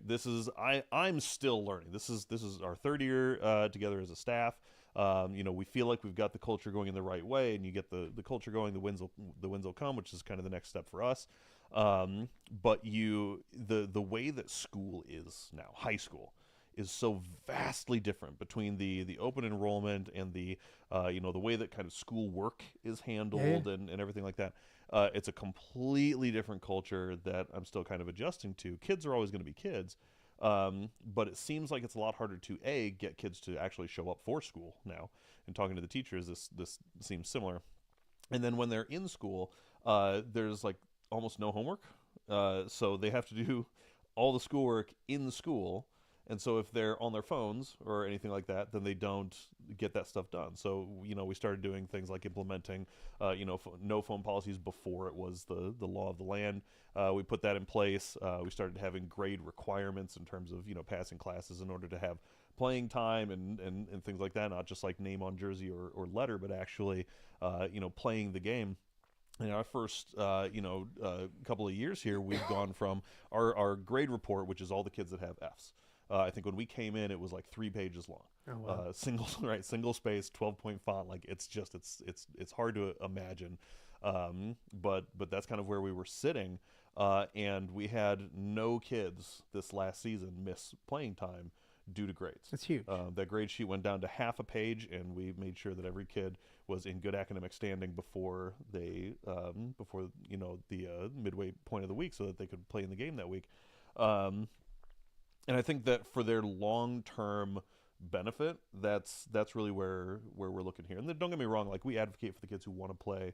Last year I think we had 9 guys who went on to college to play college football somewhere. This year we had a very small senior class. Had a couple of guys who had opportunities but chose to just be students because that's what they want to do. But we've still got some guys going out, and playing college ball. So the guys who want to be college football players, we're going to help them get there. We have enough connections at that level and developing them and helping with that. But I think for us, the culture is that school's a priority. B, character counts. We do character training during the week. Outside of like football stuff, we get them together. We have reading lists. We have actual like speakers come in and talk to them. We go through team building activities, character building activities. So we want to make sure that 5, 6, 7 years down the line now, when these kids are coming back, yes, they can be proud of the program that they're helping to build. But at the same time, that when we see them out in the community, they're productive members of the community. They've got good, healthy family lives. They're, building careers and doing well in the long term. Even the guys who have aspirations of making it to the NFL. Everybody knows NFL stands for not for long. Yeah. So you got to have something to fall back on, and we're hoping that's what we're helping to build with these kids. No, I absolutely love it. To go back to the no homework thing, Brian Stocking kind of told me about that. Homework's not a thing anymore. Bro, it's wild. I don't understand. I remember coming home, like, there were nights of the week when you knew you were getting homework. Yeah. Right? And there were consequences. Like, that was part of, you couldn't play video games, couldn't watch TV, couldn't do this, couldn't do that until your homework was done. You go home, you sit down, you finish your homework. And it's not a thing anymore. Like, the philosophy is they're going to give you enough schoolwork, and all of the teaching is formulated around, like, you should be able to get all of your work done in the classroom, which, don't get me wrong, I can appreciate that that's where it's going, and I'm a big believer in the evolution of education as we know more about how to teach and how the human brain works and stuff like that. But I still feel like, as a football player, like, you got to watch film on your own, right? In the off season, you got to go work out, like, you got to run stairs, you got to do extra conditioning, like, you got to do personal stuff outside of football to make yourself better and ready to play the game. I don't know if that's just something that they put on the kids now or what, but that blew my mind. So take me through so you were playing at Davenport Central early 2000s? Early 2000s. Yeah, in the mid 2000s. So it's been a minute. And you're there doing it now. What is there similarities to Wake High School football in areas back then to now? Is there, and what's some of the differences from when you were playing to now? I think the nice thing about it is that the game doesn't change. I think that's once the whistle blows, right, that first kickoff happens. For the most part, it's the same game. We haven't had a lot of structural changes in terms of, like, the kickoff rules are still the same, right? That's changing from the NFL down maybe. There's crack blocks. I don't think you can crack block people anymore. It's frustrating because in the state of Iowa, for the Illinois viewers, like, you can't wear pads until like 2 weeks before the season starts and stuff like that. There's some really ridiculous rules in terms of off-season stuff. But do you remember two-a-days used to be a thing, right? 2 days used to be a thing. There's no 2-a-days now.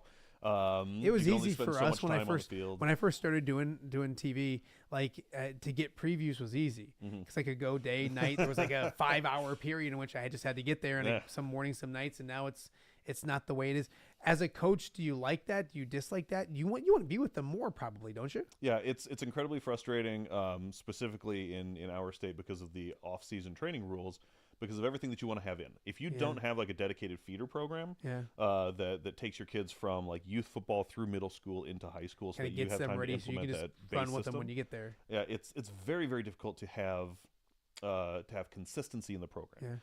And I don't know how it is in other school districts. I know in Davenport especially it's very difficult because all of the elementary schools can feed into basically any middle school. Like, there's some that are straight lines for the most part, but any kid can really go anywhere for middle school, and they can really go anywhere for high school, and they can jump around high schools year to year if they want to.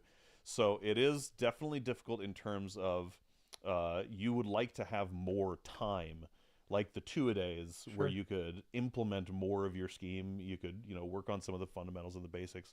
I do like we have, I don't know if any other schools in the area have this. I think we were the first where the entire program, freshman through varsity, we bought them all the Guardian caps, right, to reduce concussions and stuff like that. So I understand that some of these things, the not having 2-a-days and whatnot, some of that is safety related, which is fine, right? The kid's safety is paramount, obviously. But it would be nice to have a little bit bigger window to work with them. Do you think you were tougher than the kids today? I don't mean that in a negative way, but me personally, no, I was a big old marshmallow. Pat Anger was the toughest. No, he wasn't. But do you feel? No, gosh, he's now a big old marshmallow. It's weird how things change. You guys flip roles. But you kind of mentioned it, and you mentioned feeding into that, and you talked about it earlier in the show how keeping your own players and the transfer portal and all that kind of stuff. I swear to God, there's like a transfer portal in the high school level. It's tough. And not to get you, like, you don't have to get into too much of it because you're a coach and all those things. But I went to West Central. I can't remember if I did the North preview or not, but I know at North and West, and I believe or West and Central and at North, all the coaches I talked about like goals and winning the city and all those kind of things, and that's important. And it wasn't just to win the city, but it was also to win over any kid who's wondering what the school you want to go to is. Mm-hmm. Is that strange? And that's not. And I'm not just picking on Davenport. The Iowa side is just a free for all, and then the Illinois side is the same. I mean, it's to a point where if you want to get to a different school, you can get to a different school. It's going to be fine. You'll figure, unless you want to go to, unless it's Alleman or something like that. You get those private schools, and it gets a little more funky on the Illinois side. But that's a whole different topic. So yeah, I mean, where your thoughts on it? Frustrations with it? Not frustrations? Mm-hmm. Like just your thoughts on the high school transfer portal. I know it's not a thing, but just the way things are now. Sure. My thought about it is I think that. Again, there's a long-term mentality that goes into it. I think it's easy to get caught up in the short-term aspect, right? One team has 20 seniors, right? They're really talented. They've got a great, quarterback. They've got a great, 5-star offensive lineman, whatever, right? A player can take over a game. A team can have a spectacular year. Yeah. There's certain teams that manage to sustain that success year in and year out. You look at, your Dowlings, you look at your Ankeneys, your Southeast Polks, these, the kind of that Des Moines area out there. They are sustaining a little bit more of that on a state level anyway. Yeah. Here locally, especially in the Quad Cities, it is, it's such a year-to-year sort of thing that what we can't really focus on, I think, is wins and losses and winning the city every year. It's something that you want to do. Yeah. It's just not really like West had a great run. They made the playoffs a couple of years back. They were doing hot.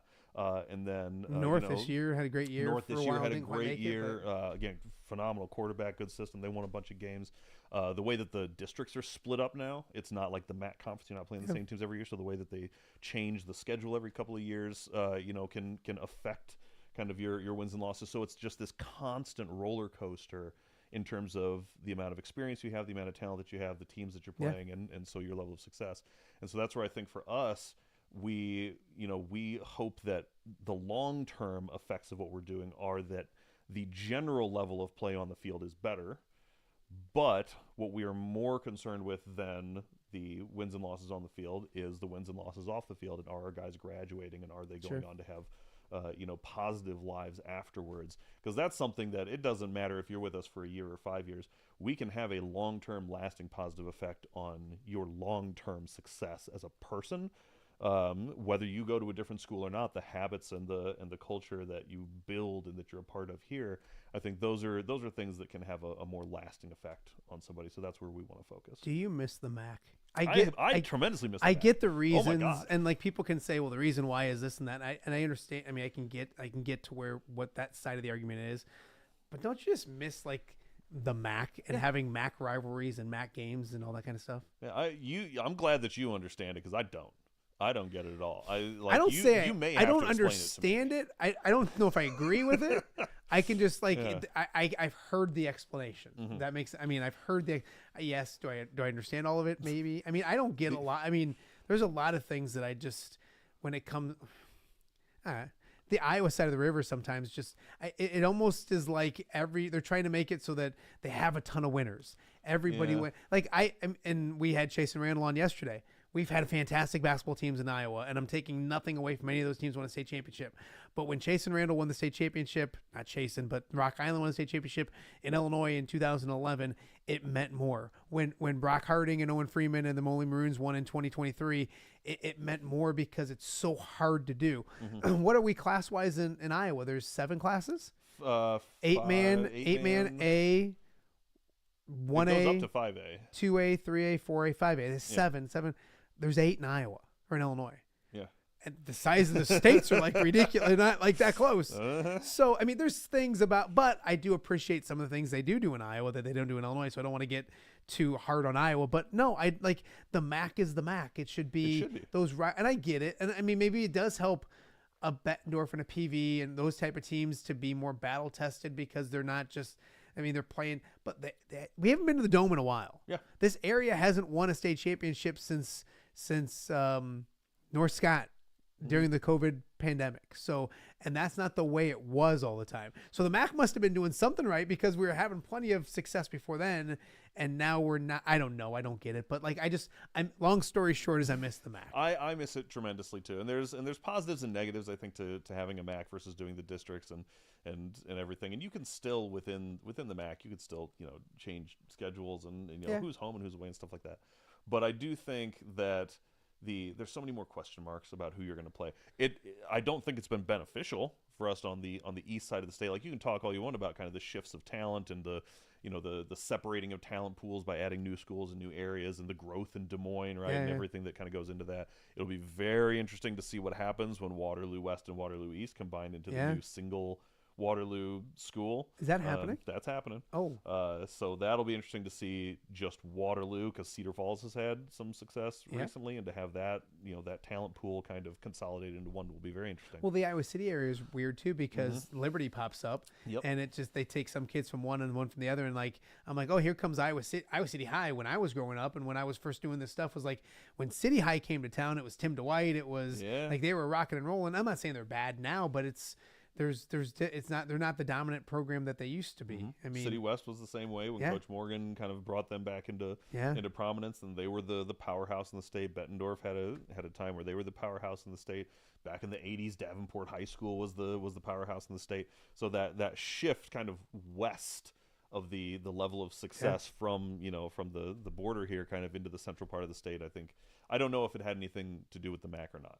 But what I do know is I do miss kind of every year you knew which schools you were going to play against, and so you had those who did you play rivalries. This year? Obviously, you played West and you played North. We always get North and West, which is fun. Yeah, you have to. You have if to. that doesn't happen, then there's something wrong with burn the whole thing down. Yes. I think we're a two high school city. We have 3 high schools, so you hope that you play them every year.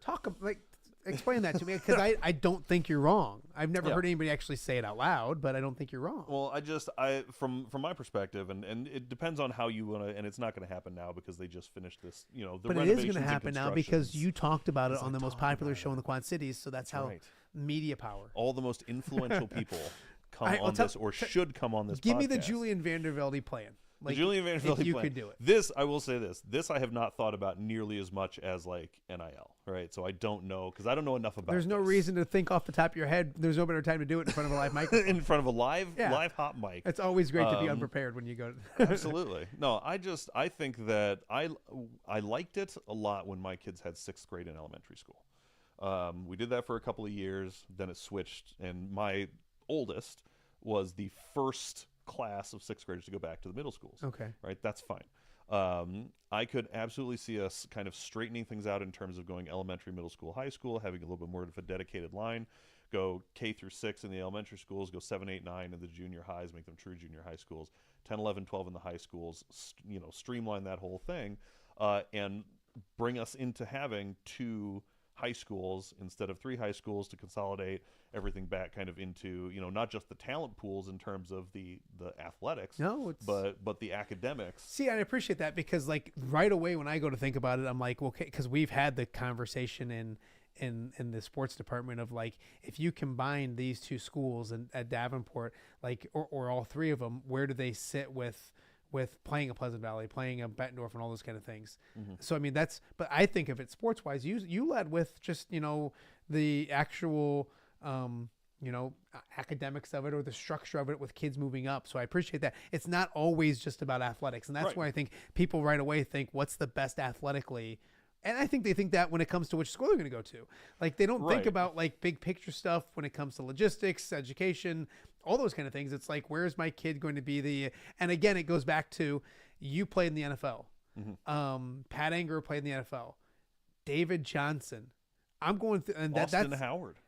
Austin Howard. But before Logan Lee just last year, I think it was you. Draft wise. Drafted player out of the area. That might unless you count David Johnson and Clinton, because he was after you. After me. But if you don't count Clinton, it's Julian Vandervelde, David Johnson, and the Logan Lee in the span of 14 years, 15 years. Well, I so like my whole point is like people that parents get this thought process of like, where's the best place for my kid to go for football, and you goes back to what Central's doing. football ain't always going to be there, especially if you make the NFL, and most likely you're not. Like, don't be that guy to tell any of these kids that you don't tell them that, but like you have to prepare for other things than football. And I think so many people make decisions on the sports and athletics, and I just always tell my kids, like, they go away real fast. Like, next thing you know, and like one thing next thing you know, you wake up one day and you're like, all right, now I got to figure out the rest of my life. And you got to do it for a lot longer than everybody else gets to do it. So I appreciate the fact that you put a thought process that didn't just have to do with sports. But with that being said, what would you, so legit, let's have fun with this. Which school are you closing, Julian? And here's why. Because you hate them. No, not even because of that, right? No, and here's my thought process behind that is in terms of splitting. The trouble with it is that if you do that, theoretically, both of the like West and Central back before North open. Because when did North open? I couldn't even tell you. Okay, before but I went to high school. It's the newest one. It's the newest one. Yeah. Which isn't new. Enrollment's down at all the schools, so I think that it's not unthinkable to think that you close one and take them the other two directions. The way that I look at it, and this is, again, I don't know enough about this to speak to it intelligently, in my opinion, but from what I know of them, I don't look at it as a sports thing. Yeah. Because any school can have sports, right? Any school can have sports. That's fine. I think Central, you have the Creative Arts Academy. You've got your choir, you've got an Olympic pool, you've got the show choirs, you've got the bands, you've got that's kind of your arts school, right? The CAA runs through Central, up through Sudlow to Central, and so that's kind of your arts line, right? Mm-hmm. And then like West is more of your vocational school, right? I think they have like a trap shooting team. I know they do the IJAG, I think, is out there. There's they've got kind of, so you've basically got kind of these two alternative educational tracks as well. What North currently has is the dual enrollment. Right, but I don't see why you couldn't do dual enrollment in any school. Explain dual enrollment. Dual enrollment, the way that I understand it, is that you can take classes while going there that like count towards your associates. I think it is. Oh, so okay. you can finish with like up to two years. But you can or something move like that. that. That's what I'm saying. I think that's the easiest thing. You could implement that at any school. It doesn't, you could I'm gonna start with social media with this later. I'm going to say, and it's going to just say like, Vandervelde proposes shutting down North High School. Click to watch. It might. Listen, whatever you got to do, I'll burn that's your what garage down. Instead of burning the house down, instead of burning the grill, you literally burned down an entire high school. You literally no. If somebody starts a fire at North in the next week, it wasn't me. It's a fascinating, but it is a fascinating conversation to talk about, because I never really, like I said, we talked about it. We brought it up jokingly in the sports department, just about like combining programs and teams. And like, you look at a talent pool, you combine that talent pool down. You look at other sports.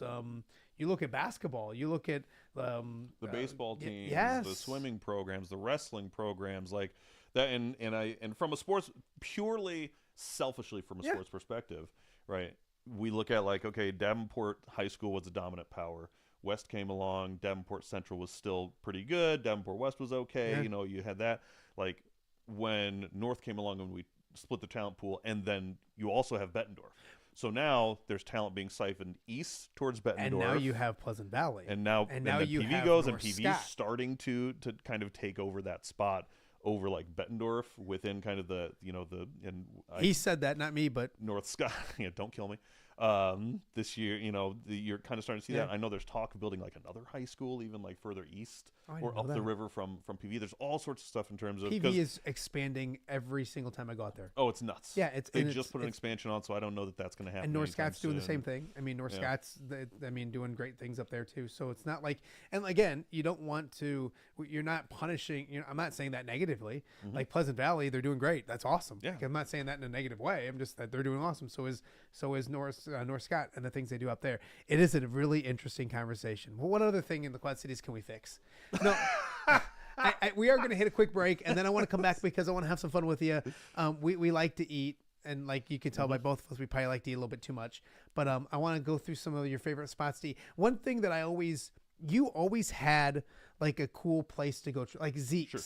Was the first. I still never love Zeke's, and I still do too, but I never, like, you introduced me. So I want you to introduce us to maybe a hidden gem in the Quad Cities. So you have like 2 minutes. Easy. I could do it He's right got now. 5. So with that being said, we got much more to get to. with the one and only Julian Vandervelde. See, we're talking sports, but we're fixing education. We're doing a whole lot of things right here on Off the Air with Matt Randazzo. We will be right back. Hello, Dan Pearson here of FCA. Our team is thrilled to support Off the Air with our good friend Matt Randazzo. We share the view of the power of sport when it comes to relationships, including the influence of the coach. FCA believes the coach is the most influential person in America. Matt celebrates local coaches and athletes. His content is informational, insightful, and inspirational. Our Fellowship of Christian Athlete team loves partnering with Off the Air with Matt Randazzo while we engage, equip, and empower coaches and athletes in our 23 counties. FCA, the heart and soul in sports. View from the West, the podcast covering Illinois high school football.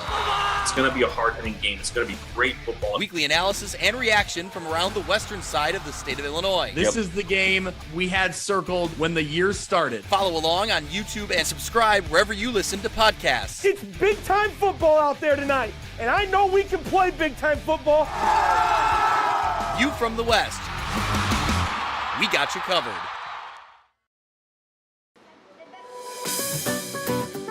Are you looking for the Quad City's best chips and salsa?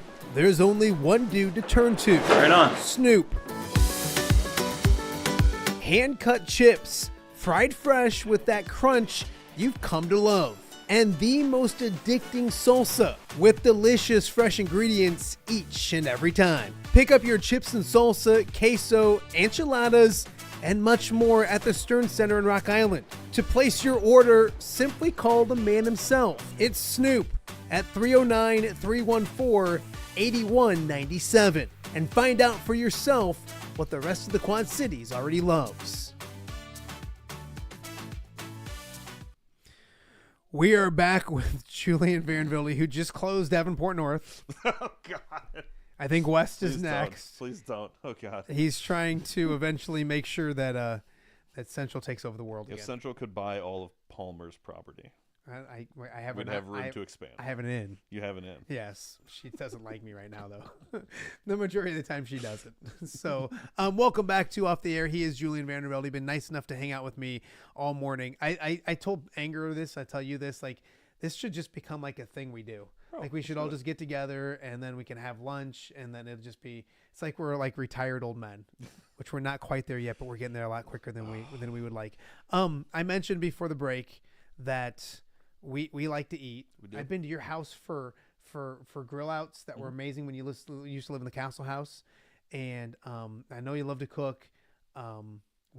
Zeke's is a place we love to go to. We used to go to Osaka Buffet. Yep. And that's no longer open. I'll tell you what, there's one China Inn. It's because we stopped going. On the probably China Inn on the Avenue of the Cities has a similar buffet to Osaka Buffet. Not nearly the but it's quality. It's probably two or three bars of stuff. So keep that in mind because I'm already getting hungry just talking about it. So, but Zeke's is a place that I still frequent that like you introduced me to and turned me on to.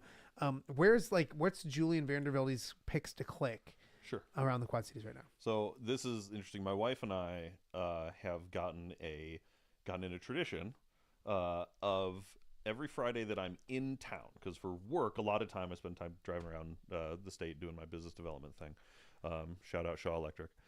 But could be a sponsor of the show. Could be a sponsor of the show. See what we can do. But we go every Friday that I'm in town. We try and pick somewhere in the cities to go to. We always try and pick a new place. We try not to double up on places unless they're This is you and favorites. Paula. This is me and Paula. This is why this is a happy marriage right This is here. very happy marriage. We love each other now more than ever. We keep finding new ways to love each other. She knows what I'm talking about. But one of the things that we do is we go around to these new places. So like Red Ginger is our favorite. We'll usually do Red Ginger if we I've never been to Red Ginger. Red Ginger's great. You know me, right? Japanese culture, Japanese food. That's my jam. So I'm constantly looking for a place. My current guilty pleasure is Eddie's Snack Bar. And if you don't know Eddie's Snack Bar, for anybody who hasn't heard of Eddie's Snack Bar, which would make some sense. So it's right off the Ambrose campus. There's like the Whitey's that is next to the the Grinders and there's Little Caesars there, and something else that's right in that little shopping center right there. So like there's Ambrose campus to the east, Whitey's to the west, and then basically sandwiched between them is a house. Okay. And if you don't know what you're looking at, it just looks like a house. Right? Why do I feel like you're gonna get me killed? But you're fine. Big old ramp that goes up to the front door. Okay. And so it'll have like some neon signs in the window. But it's called Eddie's Snack Bar, and it is the only place west of Mitsuwa in Chicago, and outside of my trip to Japan, that I've ever had like a legit bowl of ramen. Really? Places. It's anime themed. So no nerdy stuff. Absolutely. Oh No yeah, they're nerdy definitely stuff. not playing Dragon Ball Z episodes or Dragon Ball Super episodes all the time on the TVs. It's definitely, there's not Naruto stuff all over the place. It's fine. Normies can walk in and enjoy a meal too, but they do sushi. They do incredible bowls of ramen. They do poke bowls. They do all sorts of like stuff that you can't really get anywhere find else. this? And hold on, you would think Eddie's Snack Bar would be burgers, fries, You would think. chicken. It's straight Japanese. Straight Japanese. Now, don't get me wrong. This is a Midwest place. So, like, I think they have a new item on the menu that I'm going to go try. They're closed on Mondays and Tuesdays, so I haven't been able to go this week.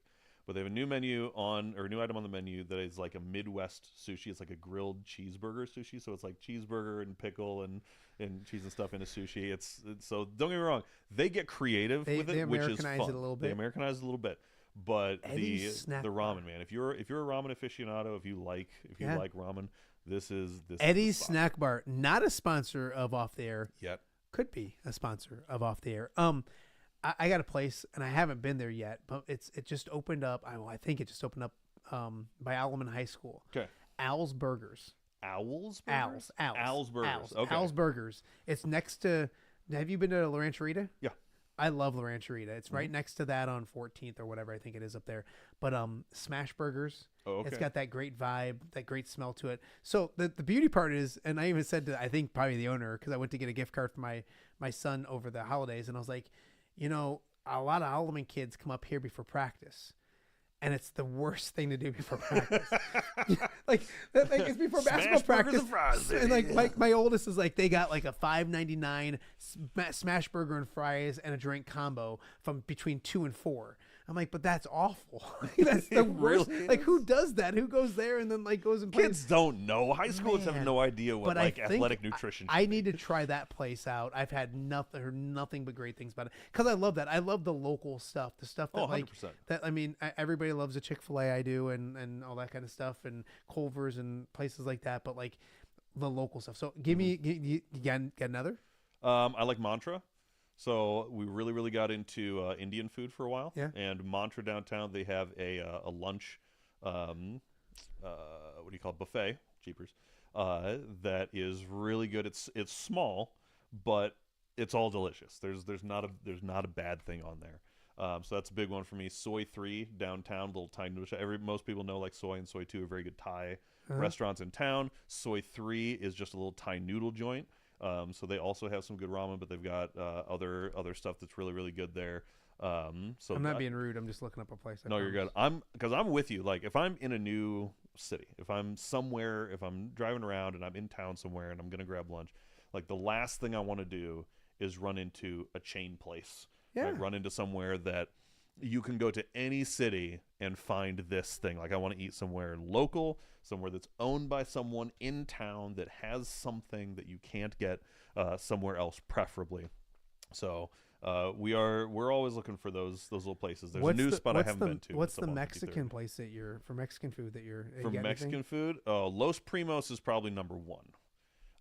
We're everyone in our office. We have a guy named Rick Schaefer in our office. Rick, if you're listening, who is, I don't know if he's like brother-in-laws with the guy or blood brothers with the guy who owns Los Primos, or if he is just such a fan of the place, but if you asked him out to lunch 9 days out of the week, he would choose Los Primos. I mean, obviously Snoop's chips and salsa and his enchiladas is awesome. Salsa. Tougher, like I haven't had his enchiladas. I gotta get his enchiladas. Oh, his enchiladas are so good. The chorizo and potato.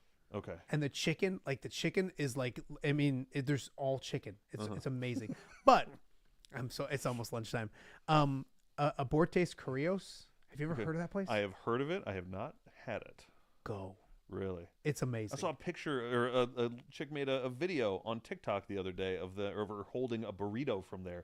She was like, really? I got, like, they offer them in different sizes. I don't know why I ordered the biggest one. It's like the size of a hubcap. I'm trying to think of what my buddies Wheezy get. They get a, and I can't remember what it's called, and they're going to yell at me for not knowing this, but I just get the steak tacos. They give you so much meat. Mm-hmm. It's so good. Yeah. So in fact, we're going to lunch next week. It'll probably be 2:30 by the time I get there, or 12:30 because I got this show thing going on. But yeah, now you've made me very, very hungry. Before we let you go, people wondering what Julian Vandervelde is doing. You're coaching. You mentioned Salt Electric, lovely wife, 3 kids. Mm-hmm. Life is good for Julian. Life is good, man. Running a Pathfinder campaign out of my basement. D&D for the normies. It's as close as you're gonna get. I don't know what that means. The nerdy nook is alive and well. It's just happening in my house. You embrace the nerd in you, though, don't you? Love it, man. I like wrestling, which is nerdy too. That's as nerdy as it gets. Absolutely. I just never got into the sci-fi and like the other stuff that you guys. That's fine. It's all. I've never watched Star Wars. That's fine. Listen, I'm gonna get beat up for saying this, but professional wrestling is just as fake as any sci-fi movie is. I've seen the belts around the house, and so I'm just saying, like when Seth Rollins comes in here eventually. Oh, that's true. Please, yeah. Seth, come and join us. But what I'm saying is, like, any professional wrestler, I think, could be like a stuntman in the film industry. 100%. Right? Same. No, 100%. And that's what my wife gives me a hard time about wrestling. And I'm just like, yes. She's like, it's just a soap opera or a movie for men. I'm like, yes, like we know that it's a story. They're telling 100%. A story. They just do it in an acting, amazing, athletic way, in my opinion. And the storylines are great and all that kind of stuff. So before I did this against him with anger too, I never get out of the show cleanly. I never know what to do and go to. So thanks, dude. Thanks for coming out here and doing this. I'm going to make you do it again. I don't know when, but we're going to do this again. Maybe Kaker can come. You guys can take a segment of the show and just be nerds. I'm down for that. And I'm going to give one more shout out before I leave, because my beautiful wife was recently asked to be the stage manager for Spotlight Theater's Titanic the Musical that they're doing. So as it is related to my family, when is the musical? When is the musical? Yeah. I don't know. I've seen the auditions are coming up late January. It's hard to like pump when it is or put it on your calendar when you don't have the date. Spotlight Theater. Go look up Spotlight Theater. Next time you come in, you can promote it. January 25th, 26th, I think, are the auditions for those theater nerds. I thought about doing it, but rehearsals are like 4 Here's nights what a we're week. going to do. When it's Lions and Eagles in the NFC Championship game, we will. Do you want to do the Friday before or the Monday after? Which do you want to do? Oh, Monday after, so that one of us can talk smack. Should we? We'll wait to. We'll put a gamble. We'll wager. We'll put it out there and what we do. And lunch. Who's buying lunch? I want to say, do something embarrassing. Oh no! Like on the show. You're right. We'll figure something. You will light my house on fire on the show. No, don't do that. So he's Julian Vandervelde. Thank you so much for coming in here, my man. Also, tomorrow, Casey Kreider. I don't know tomorrow. I got to figure out when everything is. But later this week, Casey Kreider will be on the show. Andrew Lehman's coming in on Friday. Greg Armstrong will be in the house tomorrow. He does View from the West podcast and does a great job with that. So Brock Harding eventually, and much, much more throughout the week. So thank you guys for watching. Make sure you're subscribing to the channel. If you're not, please do so. And tell a friend. See if we can get this thing rocking and rolling here in the Quad Cities. Thanks so much for watching. We will see you guys tomorrow.